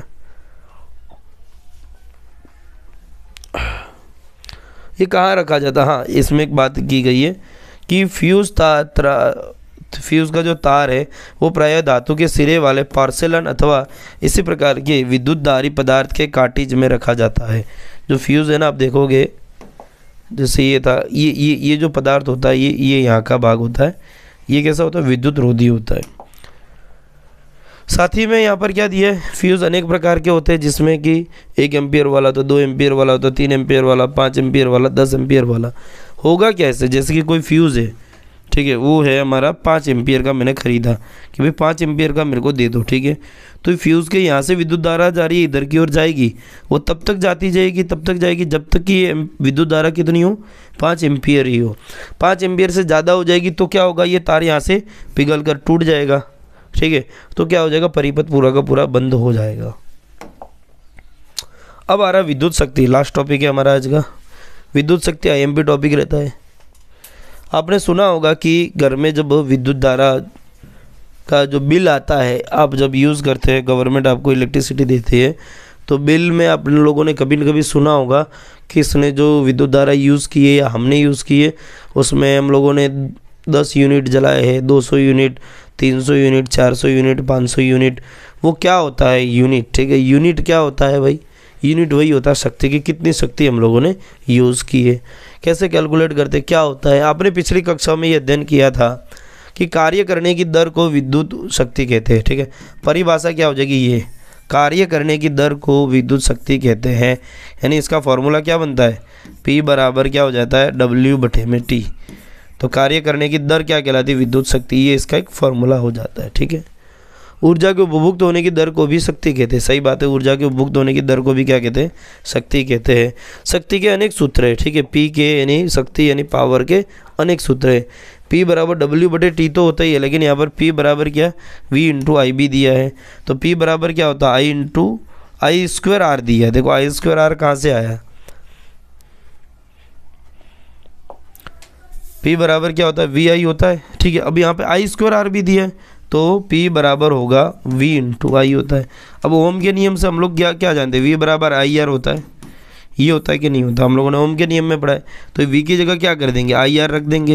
ये V की जगह पे मैंने क्या रखा? IR रखा, और I तो पहले से था, तो I और I का गुणा हो जाएगा तो क्या बनेगा? I² R बन जाएगा। तो फिर से P बराबर क्या आया? I² R आया। तो P बराबर एक तो बनता है V इंटू आई, दूसरा क्या बनेगा? I² R जो यहाँ पर दिया है। और V²/R कैसा होगा? तो इस बार हम लोग ऐसा भी कर सकते हैं, जैसे कि P बराबर क्या दिया है? P बराबर V इंटू आई दिया है, ठीक है। इस बार मैं क्या करूँगा? ये I की वैल्यू पुट कर दूंगा। I बराबर क्या हो जाएगा? V/R होगा, बराबर क्या है यहाँ पर I? तो I की जगह पे मैं क्या रखूँगा? V तो पहले से था, इस बार I की जगह पे क्या रखूँगा? V/R रख दूंगा, ठीक है। तो V का V से गुणा होगा तो क्या होगा? V² हो जाएगा R। तो ये इसका आंसर है, क्या है? V²/R। मतलब ये आंसर कैसे आया? P बराबर V इंटू आई, P बराबर I²R, P बराबर V²/R। आपके अभ्यास में एक प्रश्न है जिसमें ऐसा लिखा गया है कि निम्न में से कौन सा विद्युत शक्ति का सूत्र नहीं है, ठीक है। एक MCQ है जिसमें ये वाला है, ये भी है, ये भी है, लेकिन एक तीसरा जो दिया होगा वो नहीं होगा, ठीक है। हो सकता है तो आप अभी से अभ्यास को खोल के देख लो, 7वां 8वां लगभग एक MCQ है, ठीक है। चलिए, अब विद्युत शक्ति का मात्रक क्या होता है? वो होता है वाट। क्या होता है? वाट होता है। विद्युत शक्ति का मात्रक क्या होता है? वाट होता है। बोलोगे सर वाट क्या है? ये तो वाट लगा दी। क्या लगा दी? वाट ने तो वाट लगा दी। भाई साहब, वोल्ट और वाट दोनों अलग चीज़ है, ठीक है। विभवांतर वोल्ट होता है, विभवांतर का मापने का मात्रक क्या होता है? वोल्ट होता है, ठीक है। लेकिन शक्ति को मापने का मात्रक क्या होता है? वो होता है वाट। आपका जो बल्ब होता है, बोलते हैं कितने वाट का है? 20 वाट का बल्ब है, 5 वाट का बल्ब है, वो दर्शाता है शक्ति की, कितनी शक्ति है उसकी, इलेक्ट्रिसिटी यूज़ करने की कितनी शक्ति है। तो पंखा होता है, किसी का पंखा होगा 40-50 वाट का, 100 वाट का, 150 वाट का। अभी के जो बल्ब आ रहे हैं LED बल्ब है, वो कितने में हो जाता है? 18 वाट के होते हैं, ठीक है। एक मेरे पास लाइट है, कुछ ऐसी लाइट है, ये रही, ठीक है। ये लाइट है, ये कितने वाट की है? मैं बता देता हूँ, 1 मिनट। हाँ, इस पर लिखा रहता है, ये है अपने 20 वाट की, ठीक है। 20 वाट पावर इधर लिखा है, पावर 20 वाट, ठीक है। देख लो, इधर देखना आप लोग, आगे ही लिखा है इसका पावर कितना? 20 वाट का है। सोचो इतनी बड़ी ट्यूबलाइट 20 वाट यूज़ कर रही है। तो जो येलो वाला बल्ब होता है जो हम गाँव में जलाते हैं, वो कितने वाट का होता है? वो 80 वाट का होता है। मतलब ऐसे आप 3 ट्यूबलाइट जलाओ और 1 बल्ब जलाओ, बराबर होता है। और वो लाइट कितनी देता है? थोड़ी बहुत। 3 ट्यूबलाइट तो क्या 3 घरों में लाइट दे देती है, ठीक है। विद्युत शक्ति का ऐसा ही मात्रक वाट है। यह उस युक्ति द्वारा उपभुक्त शक्ति जिससे समय 1 एम्पीयर विद्युत धारा प्रवाहित होती है, जब उसे 1 वोल्ट विभवांतर प्रचालित होता है। यानी 1 वाट कब मिलेगा? देखो P बराबर क्या सूत्र है? P बराबर V इंटू आई, V इंटू आई। अब ये 1 वाट हमें कब मिलेगा? जब वोल्टेज क्या हो? वोल्टेज कितना, यानी विभवांतर कितना यूज़ किया हो? 1 वोल्ट का। और विद्युत धारा कितनी हो? 1 एम्पीयर। और 1 का 1 से गुणा होगा तो उत्तर 1 आएगा, ठीक है। तो ये इसकी हो जाती है परिभाषा। यानी 1 वाट बराबर क्या होता है?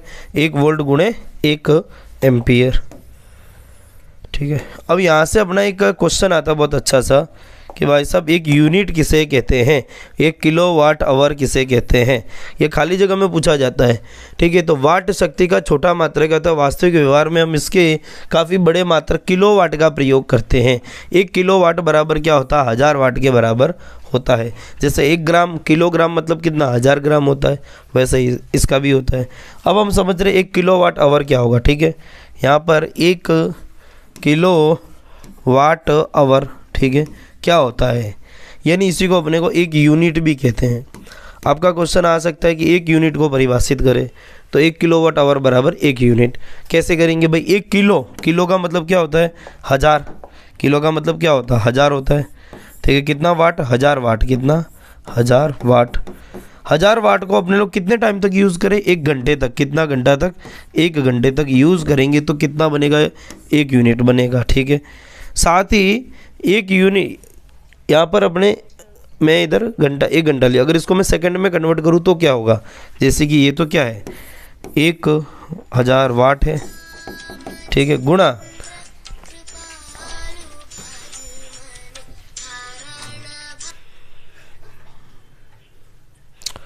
ठीक है, यहाँ पर एक आवर को मैं ऐसा लिख सकता हूँ, 1 घंटे को 3600 सेकंड बिल्कुल हम लिख सकते हैं। ठीक है, 3600 सेकंड।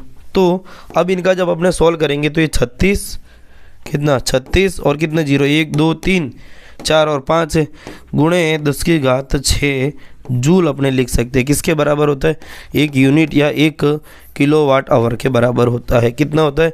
36 गुणे 10⁵ हो जाएगा ना, 1 2 3 4 और 5। ठीक है, ये हो जाएगा 36 गुणे 10⁵5 जूल बराबर क्या होगा? 1 किलोवाट आवर। अच्छा, इधर अगर पॉइंट लगा देंगे 3.6 करेंगे, अगर 3.6 कर देते हैं तो इधर 10⁻6 जूल आ जाता है और ये बराबर होता है 1 किलोवाट आवर के बराबर, यानी 1 यूनिट के बराबर होता है। ठीक है, ये खाली जगहों में क्वेश्चन कई बार पूछा गया है कि 1 किलोवाट आवर बराबर खाली जगह जूल, तो कितना होगा? 3.6 गुणे 10⁻6, ये इतना वाट सेकंड। ठीक है।